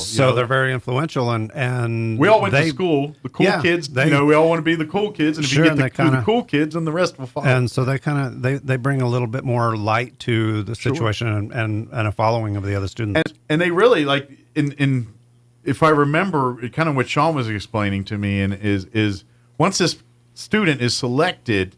And they start going through, and then they do bring them back into class for their day, but they're kind of treated like ghosts. Like they're not allowed to interact with people and all that. Well, so actually what they do is like I said, they identify. In this scenario today, this program today, there's 23 okay kids that are involved in this. That'd be And picked. now out of the 23, I believe one car will have 4 to 5, and the other car will have 4 to 5. So they'll kind of each get a role in the accident in some way, shape, or the accidents. To a point. Gotcha. So the ones that are actually involved in the accident itself, they are deemed or identified prior to this. This is a month, months of preparation. Gotcha. And so they pre-identify which ones are going to be riding in which vehicles, who's going to be the driver, who's not. They identify which kids are going to be classified as DOA on scene, which kids are going to be classified as critically injured, and they identify the driver. And so they go through, and like I said, they'll go through this morning. They had the dressed up Grim Reaper will come in. They will basically pick the kids that died on scene. Gotcha. The Grim Reaper. The Grim Reaper. And goes and does his and reaping. So they basically notify them, hey, you're walking out. Gotcha. And so they go out, and then at that time they read a written obituary to the class. Oh wow. Of that kid. And so as those kids go out and they exit and get prepared for this, they take them through a moulage type. They get them doctored up. You know what I mean? Sure. They get them all make them look like the person there, so that makes it more realistic. Yeah. They take them out and they get them prepared and all this, and through this time frame, they've got all these other kids within these classrooms that are listening to these obituaries. And these are classmates. These are people that they go to school. Yeah, they grew up with. And how effective is that? Sure. To hear this obituary, and then you kind of think, well, this kid you're just talking to yesterday is gone today. Sure, I just seen them. Yeah, they were just sitting here by me, and now they're gone. And so they take them out. These. After they get them all in place, after they get the students in place and they get them staged in the areas that they are around this crash, then the kids from the school are actually exited out so that they can watch everything that's going on. So when they're brought out, it's basically this accident just happened, and you're all witnesses. They're seeing the carnage. They're seeing everything moments after impact. Yeah. So they're going to see, they're going to see the vehicles there. They're going to see. Oh, and they Hollywood it up too. They'll put the smoke and the spillage and all. It looks like an accident scene. They do a good job. Yeah, at it. And you're going to see bodies, possibly laying outside of the vehicles or inside the vehicles or whatever. They're trying to make it as realistic as they without possibly actually can. having an accident. Correct. Yeah. And then you're going to have officers that are going to arrive on scene because they're, most 99% of the times they're the first ones that are going to be notified. They're going to show up on scene. The officers are going to go through their initial assessment.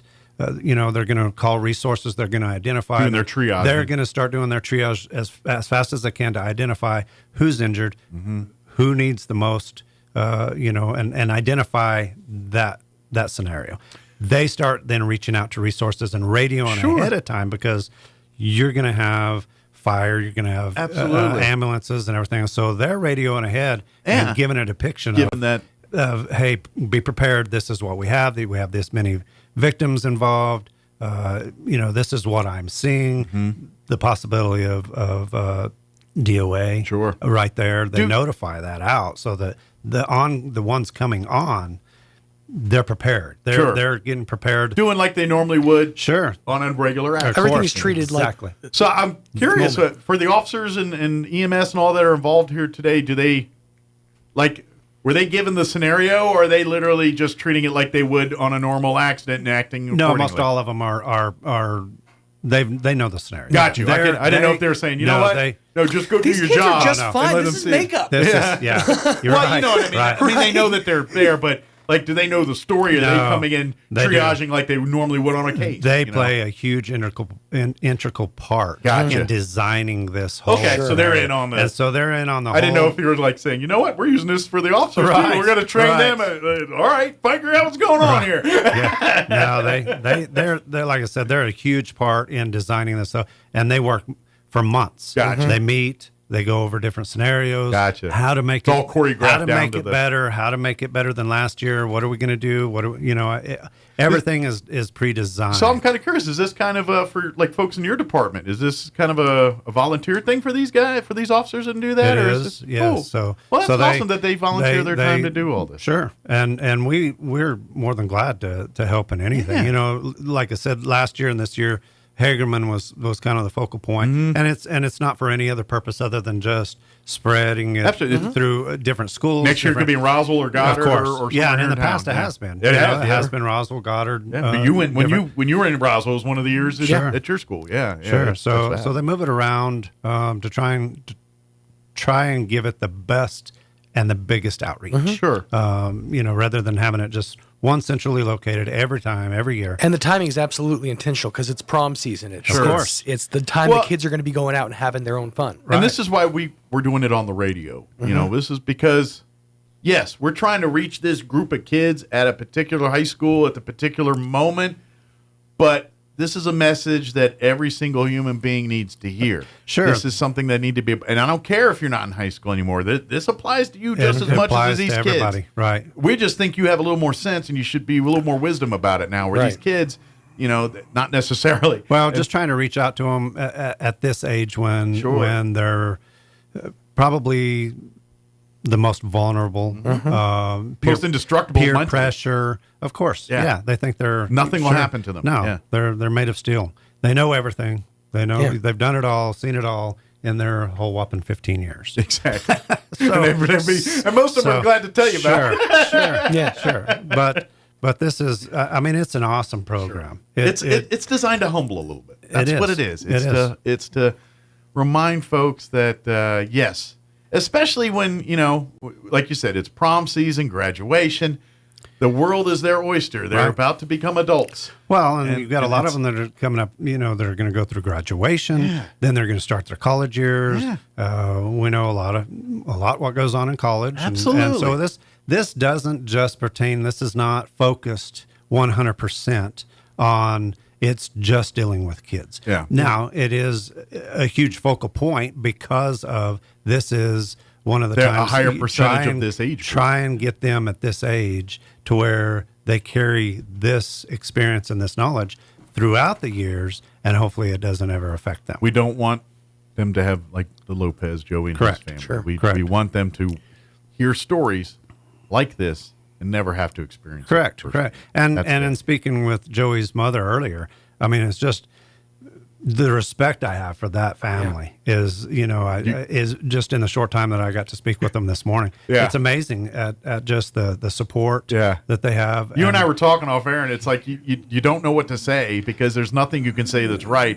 But at the same time, you want to show that you're so supportive of what they're trying to do. Right. And him stepping up. His biggest thing that he told me, he said, I have to stand up and take responsibility of this. And I have to hold this responsibility. Yeah. And if I can make a change, even in just one, then it's a success Absolutely. of my story. And you gotta, you just gotta hand it to this family. Just talk with him the short time. I can tell. Joey's a man of honor that made a mistake. That's one of the moments in that video that really almost got me to tears was when he was talking about, more so than the impact on himself, is that he robbed that man's son of being able to have a conversation with his father, or know his father. Sure. And that hit hard. That's horrifying. Yeah, and that's something that he's gonna have to. He's carrying it. He's got to carry it through life. Sure. And that will be his burden. And was speaking with him. He said, I do carry it. I carry it, but my biggest role, he said, is to give honor to my friend. Mm-hmm. And however I can do that, and he said, I feel that this is one of the best ways is to be very informative and to reach out so that hopefully the next set of friends, years down the road, don't ever face this. That another set of friends like we were, the mother said, she said they were like twins. They were like brothers. They were, Joined they at the were hip. inseparable. Yeah. You know, and this was an absolute tragedy that didn't need to happen. It was just a bad choice. Sure. And that's the thing that, you know, even today as we're having this conversation, you don't realize or even fully understand in Joey's shoes. You know, Joey's dealing with the impact of what he did. And it almost overshadows, but it is the fact that he's still a grieving person that lost his best friend. Right. And because of the nature of what happened, I think that part of the story gets overshadowed a bit. And we need to, and that's the thing. It's like, no, he's also a grieving that lost the best friend on the planet. Yeah. Sure. And the parents, you know, the parents of his best friend. Yeah. I mean, just the depiction that he gave me is, and even the mother, she said they never skipped a beat from day one. They never skipped a beat as far as wrapping their arms around Joey and just being a support to him as well. And that is, I hope that is just amazing to me that I hope you that would other have people that go through families. this have that kind of family support in Sure. their corners. Just that amount of forgiveness. Right. And that amount of overwhelming grace. It's so easy to have animosity and hold a grudge in Very this much thing. so. And the fact that these families, the Zua family in particular here, are so not that way. Right. Is a testament to their humanity. Of course. Of course not it many is. humans can do what they're doing. No, that would be a tough And scenario. it honestly puts the onus more on Joey to continue the story and continue the legacy for his parents. Well, and that itself, I can only assume that in itself is a pushing point for him as well. Because can you only imagine being in that scenario and him still trying to go through this with having rocks thrown constantly and bombarded with negativity and, you know, not having the support that he has on both sides. Giving him the courage to do what he's doing. All the way around. I mean, friends, family, his best friend's family and their families. Yeah. I mean, it's such a just got a mature- multitude of support that's backing. I'm impressed. Yes, very much so. Yeah, that's I'm in awe of their family because of this. Because I got to be honest, if I was put in that scenario, I would hope I'm as evolved and as mature as they are about it. I got to be honest. I don't know if I would be. and so that's for just that, human I have nature. So much respect. Sure, that's just human nature. Is your grief and your frustration. Why, and you just you kind of direct that at the area that is the most easiest path, and that would be him. Absolutely. The easiest path would be blame him for everything and then throw him not. to the wolves. Yes. And then we just move on. And that happens more often than not in so many cases here. Of course. And this is that. And as a law enforcement officer, this is the battle that you guys fight on a daily basis.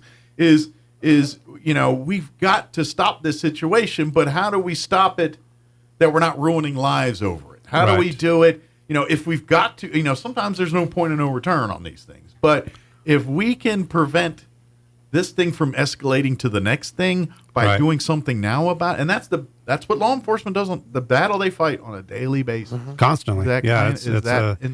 It's a never-ending deal, you know, that we're constantly trying to make a difference. Sure. But we've got a job to do. Right. Absolutely. And you know, the judicial system, they have a job to do.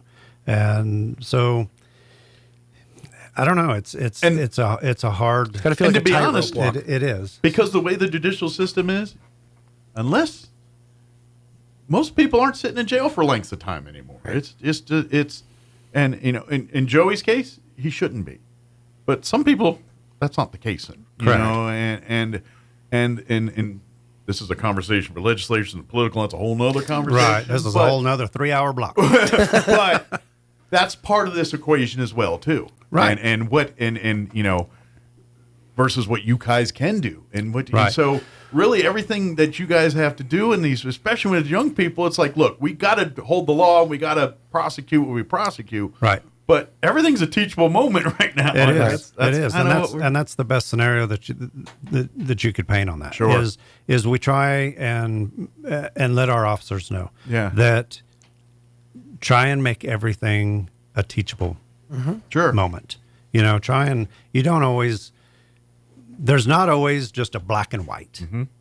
Oh, it's full of gray. There's the law is black moments. and white. Everything about it is gray, though. Right, right. And at the end of the day, you know, officers, first responders, everything else, they have. It's an overwhelming job. Sure. It can be very overwhelming at times. You deal with a lot of these scenarios, like we spoke earlier. Sure. You deal with a lot of these scenarios, and you just that's your job. Sure. And so you go and you do one after another, after another, after another, after another, and sometimes you get to the point and you think, what difference am I making? Right. But you always got to hold it in your head that you are making a difference. Absolutely. When you see even the if same, it's the smallest amount, sure. And even if you have maybe out of 15 times of dealing with something, you have that one little seed of hope that you can make it a teachable moment for this one. Maybe not the 15 prior, maybe not the 15 after, but this one was a teachable moment, and you made the biggest impact you could at that time, and you have no idea where that seed's going to spread. Sure. Because that person can take that and they can make a world of difference. Every once in a while, on. you do get a feedback on it. And I love when you see these moments every once in a while. And we're a law enforcement officer, and I've seen a couple times in situations where an officer rolls up on a life and death. Maybe it's a drug, someone addicted to drugs that's having an overdose. Sure. And an officer comes in and hits the Narcan, does saves the day and does all that stuff. And I've heard several stories where that officer runs into that person on the streets again, and the person's like, "Thank you for saving my life." And I've seen countless, and sometimes you do get those moments where at that moment you're seeing someone inches away from death. Sure. And then you meet them a month later. And I've had personal situations like that. That things go through the scenario that's played out. Yeah. And maybe a year later, I've had them as far as a couple of years later, run into somebody and they come up to you and they're like, "Hey, you're so and so." Yes. Well, we're getting nervous. Do you for a remember second. me because of this and this and this and this? And you flash back and you're like, "Oh man, this is fixing. What's fixing to happen here? Right. You're like, what's going on? Right. And they're very thankful and they're like, you know what? Yeah, it was that was a bad depiction of me. That was not me. I made a bad choice. I did something that I knew not to, but because of at least your professionalism, you treated me like a person. Right. I've changed my life. Yeah. And I've changed it for the better. And this is where I'm And at. that's the and this victory is what story. I'm doing. Every And time you just get sit one of there, those stories. Sure. And you walk away and you think, okay, all those times that you think, am I actually doing something? Am I actually making a difference? Yeah. Absolutely. That right there just covered the last 25 years. That's a cool. And I love when doing those stuff, happen and when they do.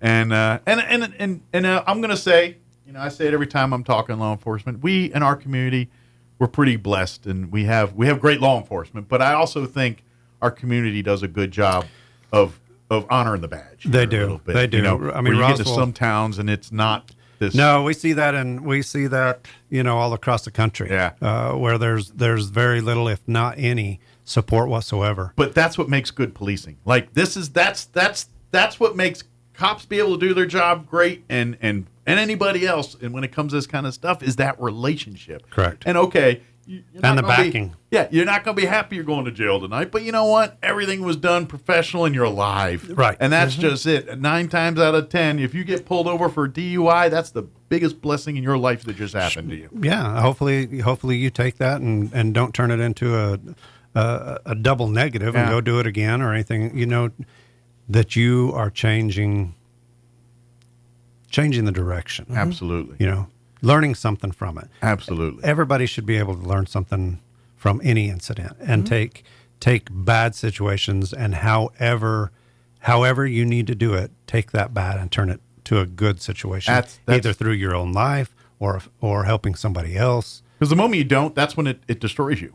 and that's going to be the end of you. Sure. And we've talked about Joey and his family, and this could have easily gone the other way, where this could have been the linchpin to spiral him into a tragic life. Sure. And then you could have a generational situation. Absolutely. And his kids on the same thing, and we see that a lot of times where it's a generational type issue, and all that impacted because of one decision made in Ruidoso. Right. That's what could have happened, and that's what every 15 minutes is about. Yes. Yeah. You know what? At the end of the day, in Joey's tragedy, there's still a silver lining. Right. Not every story has one. Right.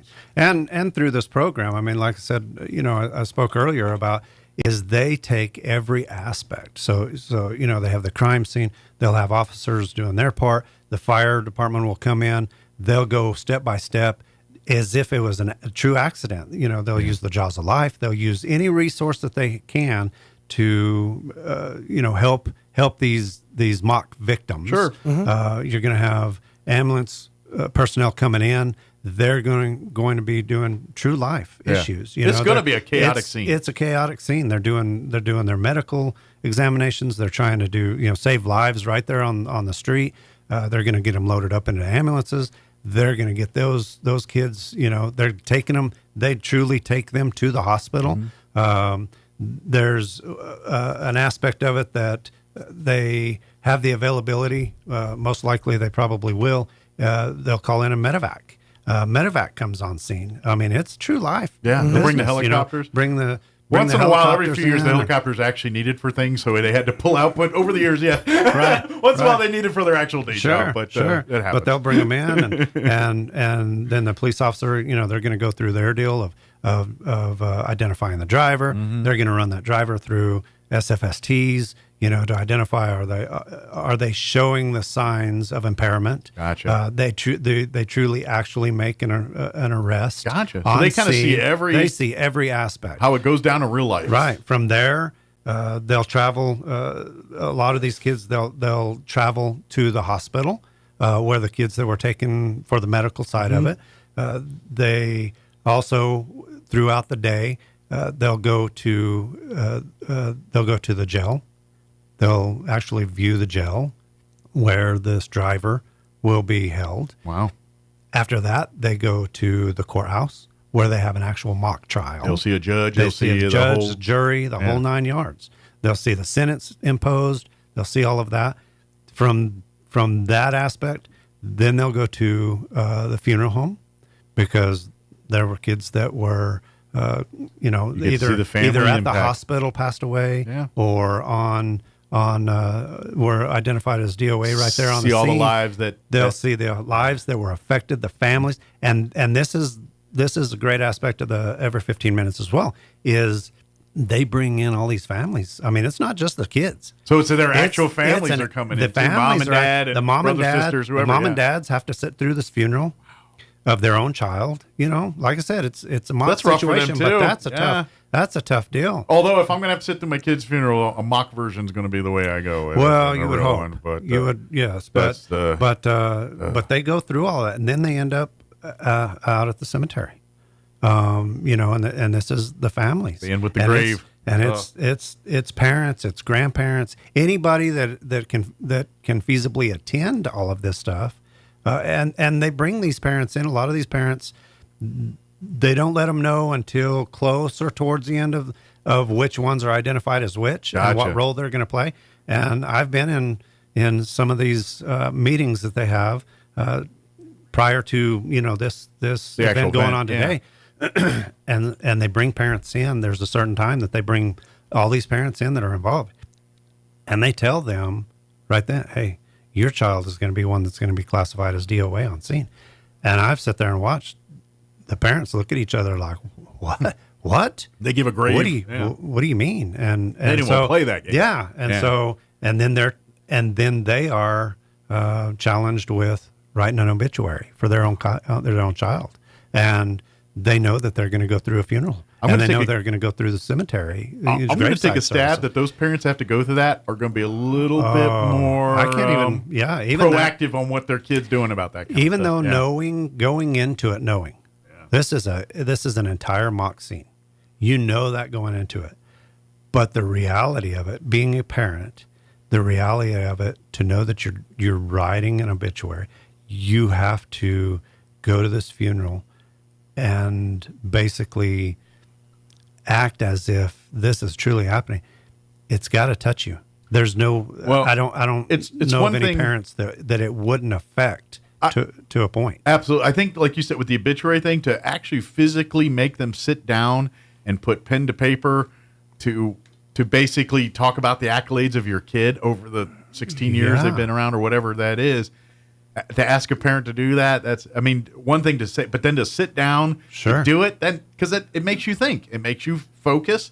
And quite frankly, you're probably not going to be liking what you focus on. No, you're not. And not That's only a strong that impact. is how many, I could only relate to if that was me. Mm-hmm. And then you're sitting there and you're writing and you've got to keep on telling yourself, this is make believe. Yeah. This is just to try and help. This is just try and get through this. But that speaks to the reality, powerfulness of it. Sure. If it's, because let's face it, yes, at the end of the day, this is all fake, and everyone's going to go home at the end of the night.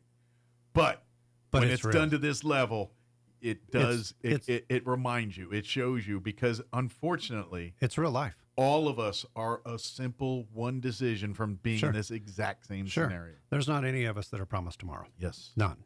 And most people don't. Well, I can't say most people. I would say there's nobody that wakes up in the morning and says, you know what, today is the day that I'm going to drive drunk and I'm going to kill Joey somebody. and his family weren't saying that was going down. Or that today's the day that I'm going to be with my friend or whatever, and we're going to go do this and that and something else, and I'm going to die today. Mm-hmm. Nobody wakes up doing that. And so through this program, the biggest point through this program is just awareness. Absolutely. This is, and that's why they depict it as real as they possibly can. They're coming hard in the paint, so this is the only time you have to experience this is in a mock situation. And the hope of it is that's what they're trying because to do. reality of it is, I mean, the title of the program itself, Every 15 Minutes, that it wasn't just designed out of somebody just picked a name out of a hat and let's call it this.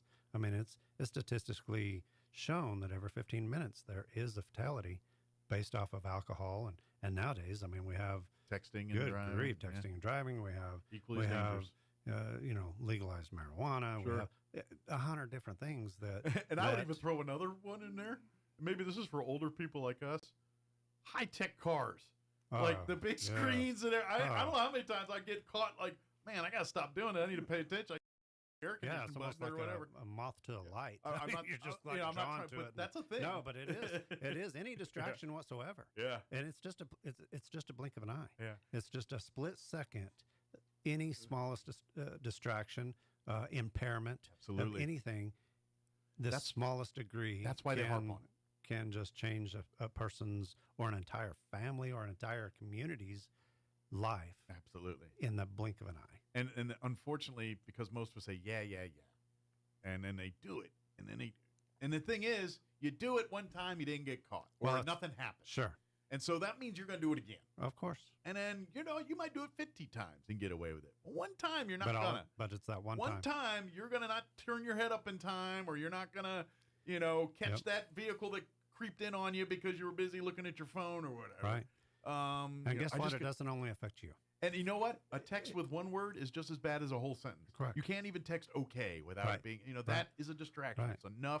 All you need is one split second of your eyes and you not paying attention to that road for something to happen. And it's not just going to affect you. Yep. You may be the cause of that, but guess what? It's a domino effect. What about the other people, that are involved in it? The people that you may not have ever even seen in your life. Absolutely. Somebody traveling through town. Mm-hmm. Or maybe you just hurt someone or you're in a different town like Joey and them were. Yeah. Just they were an hour, over, 2 hours away from Sure. it. Just over having a great time, having a good time.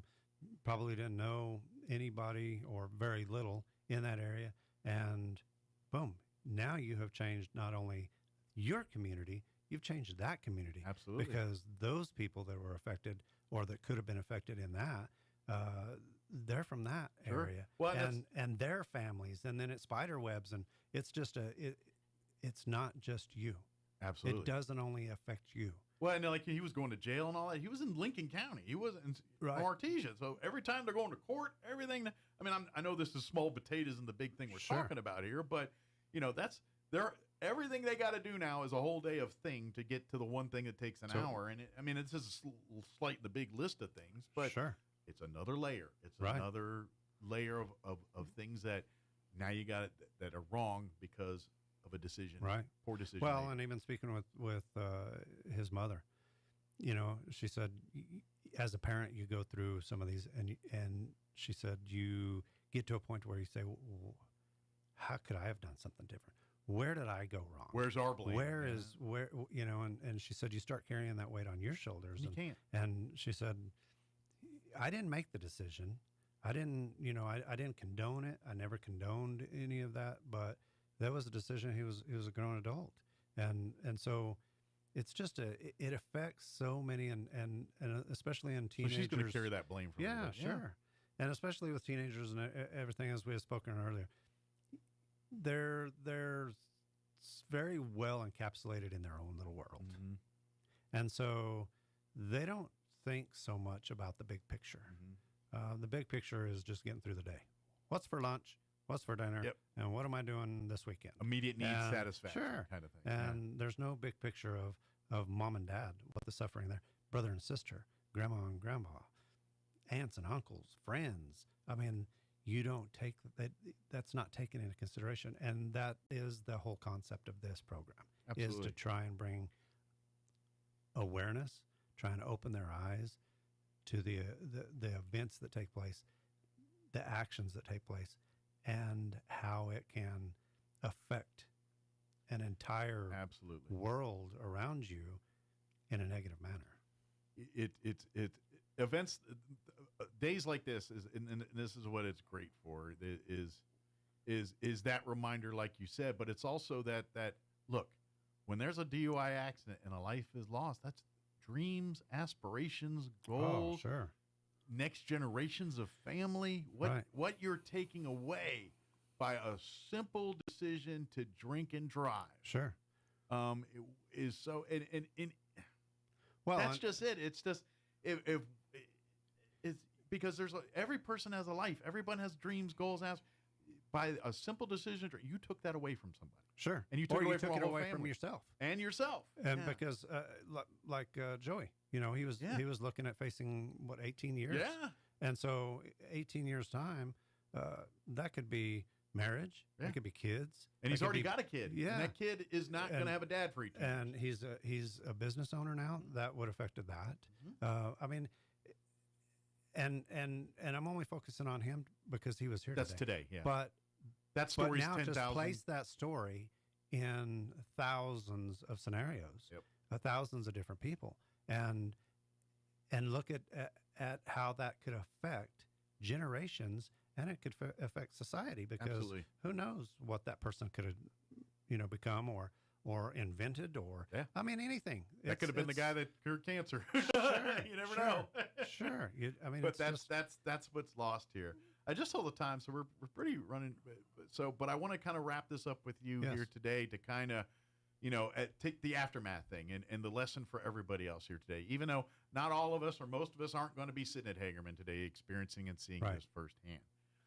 However, I would invite to use this as an opportunity for families to talk with each other. If your family is involved in it today, please, by all means, have a dinner conversation about what's going on tonight. But if you weren't involved in it today, if you heard this, if you heard us talking about this today, if you heard it, throughout the grapevine or throughout your little group or whatever, like you said, take that time and talk to your grandkids, talk to your kids.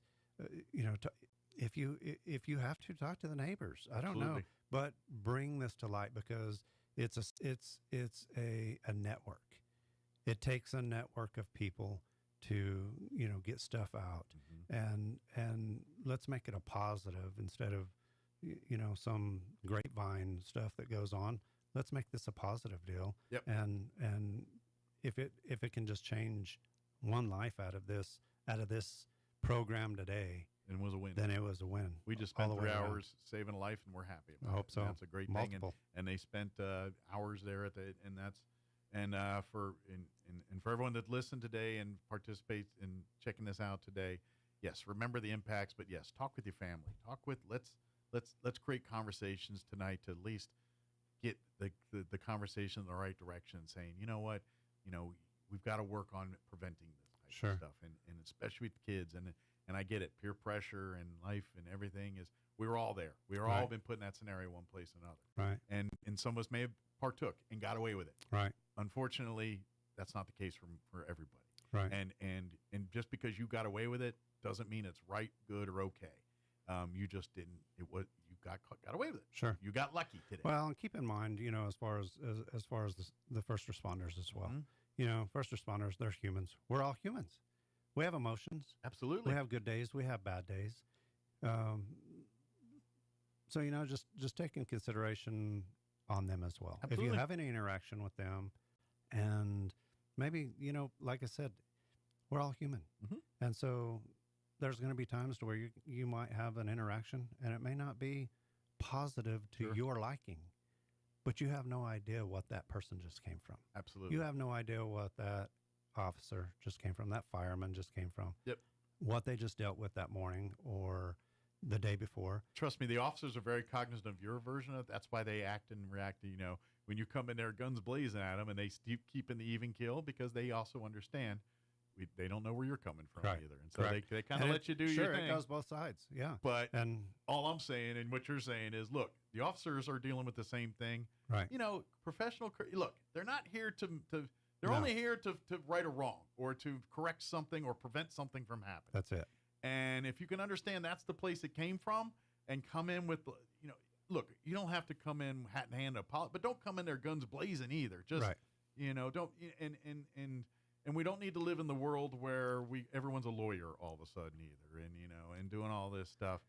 If you have an issue with what's going on at the scene, that's why there's a day in court. Right. You bring those up in the day of court, and if it's wrong, the judge and the thing will work itself out. Sure. You do your thing. But acting like just humans around people, it's just you get so much. Your life is going to be so much easier if we could just be kind. Yep. Just be kind to each other. And Take a moment. And we, like I said, we push that very heavily through the police department. Absolutely. But you're dealing with people. Absolutely. And so no matter how many times we can, and then if they are inebriated or on drugs, they're not their normal self. Correct. They're going to say and do things that they would never say and That's do correct. in real life. That's correct. 9 times out of 10, you show them the police video afterwards, like, I did that. Oh my gosh. Right. That's not me. Yeah. That's I wasn't. That's not my normal appearance or my normal actions. So remember all these things before you get in there. So, Mike, Chief, I want to thank you and all of your guys for supporting and being a part of this, hanging out with us all day today. Sure. I appreciate you greatly. Thank you to Joey and Alma and their family for what they're doing, because like I said, they're going above and beyond. They could easily be down a different path, and because they are really taking ownership of this and taking responsibility for this, the way they're doing it. This is how you do it. Well, and without people like that, it doesn't hit home like it is currently. Absolutely. And it's those people that extend themselves and extend their family time and everything to try and make a difference. And that's what makes this program a success. Absolutely. Also want to thank Chief Washachek and Derek, Chester and Pablo for joining us from the fire department, talking about their stuff. All these guys, and we just appreciate everything.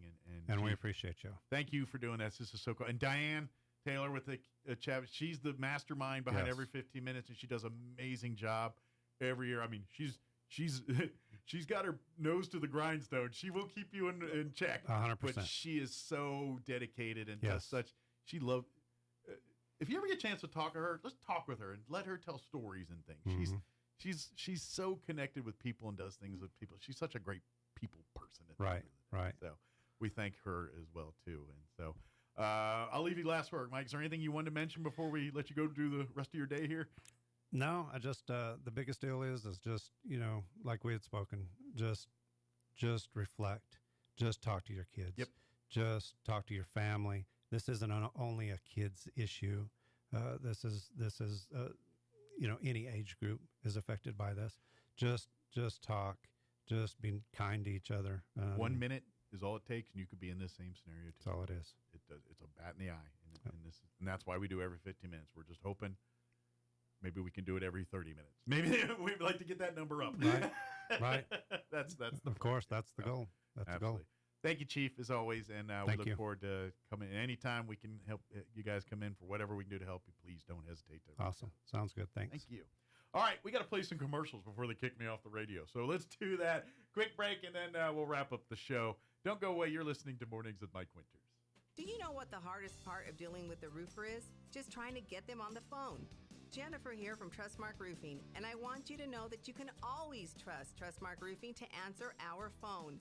Need a free roof inspection? Just call us at 575-755-ROOF, and we'll answer with a live person, a real human being. Have a roofing project already going with us and need to discuss it? Just call 575-755-ROOF, and we will answer the phone. No answering machine, no voicemails, and no weird robot automated attendant. That's because at Trustmark Roofing, we're all about relationships and treating people right. That's true for customers and vendors and insurance companies and employees. Anyone and everyone who comes in contact with our company. So if you have any roofing needs at all, trust Trustmark to treat you right and to answer the phone. Our number again is 575-755-ROOF, or find us online at trustmarkroofpros.com. Trustmark Roofing, we put people first. Asian Market brings the flavors of the East to Roswell. Sample the best Asian cuisine in town. Try their egg drop soup, General Tso's chicken, or perhaps a spicy seafood salad. And their fresh milk green tea, Thai tea, or Thai coffee, all made fresh. Dine in or call ahead and pick up at the Asian Market today. And find Asian Market on Facebook for updates on open times and specials. Hi, this is Nok. Come see me at Asian Market, 5702 South Main in Roswell. Call 575-840-5309. The ultimate Wi-Fi experience is now available to you thanks to Smart Home Wi-Fi with Plateau. Get fiber-to-home technology 100 times faster than average household internet speed. Plateau has multiple plans and options to fit your family. With Fast, get true 100 megs per second download and upload speed. With Faster, get true 500 megs of download and upload speeds. And with Fastest, you get 1 gig. Learn more at plateautel.com. Get the speed you need with Plateau. Tried, true, trusted.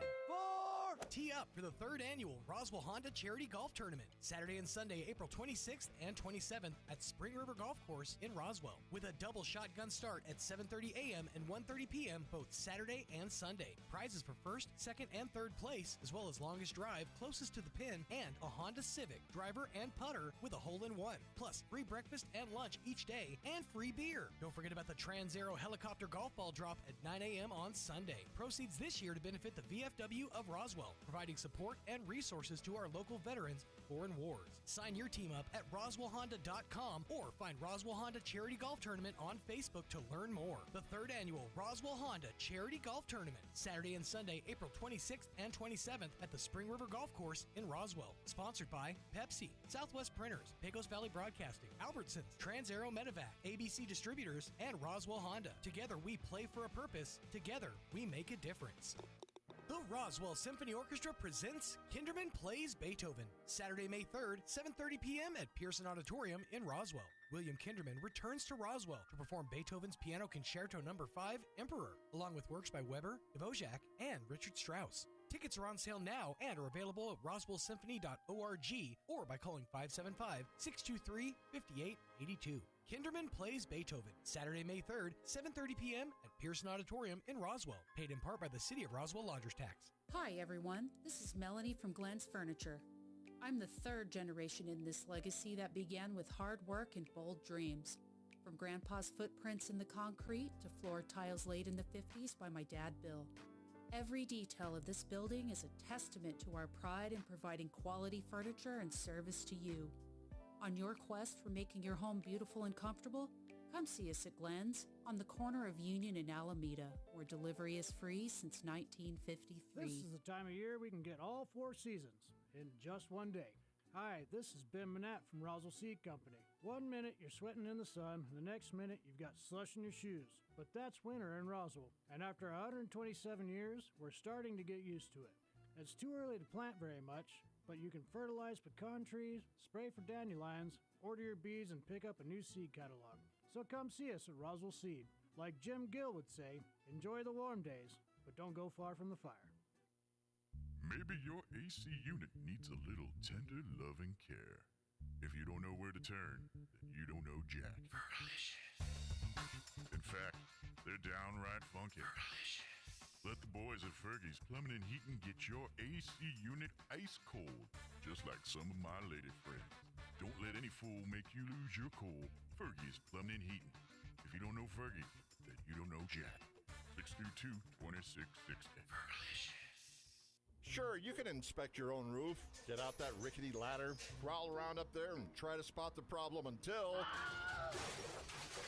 Or you can call the experts at Do Right Roofing. Do Right Roofing has quality products for any type of roof. They can even install seamless gutters. Do Right Roofing will inspect your roof and give you a free estimate fast. Keep your feet on the ground. Call Do Right Roofing today. 575-623-2273. Let Do Right do your roof right. Find them fast in names and numbers. What made Roswell Hyundai the #1 used car dealership in southeastern New Mexico? Great selection, great savings, and great people. Roswell Hyundai has an amazing selection of makes, models, and model years to choose from. If you can't find it, Roswell Hyundai can get it. And Roswell Hyundai will take any trade. The experts at Roswell Hyundai will work with you to get you behind the wheel of your next dream ride. So, what makes Roswell Hyundai the #1 used car dealership in southeastern New Mexico? You do! Come check out the Used Car Supercenter only at Roswell Hyundai, 1909 West 2nd. Here's a Mornings with Mike Winters fun fact. 1 in 3 snake bite victims is drunk. 1 in 5 is tattooed. Hold my beer and check this out. Here's Mike Winters. And it is, good morning, it is 9:58. About ready to wrap up today's show. Of course, if you missed any part, this whole show is dedicated to the Every 15 Minutes program.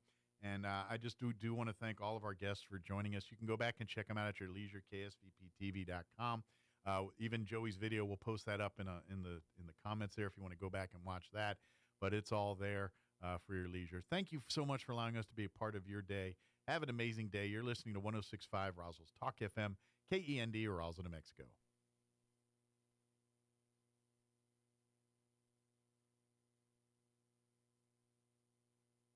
Sorry, I just realized it was 9:59.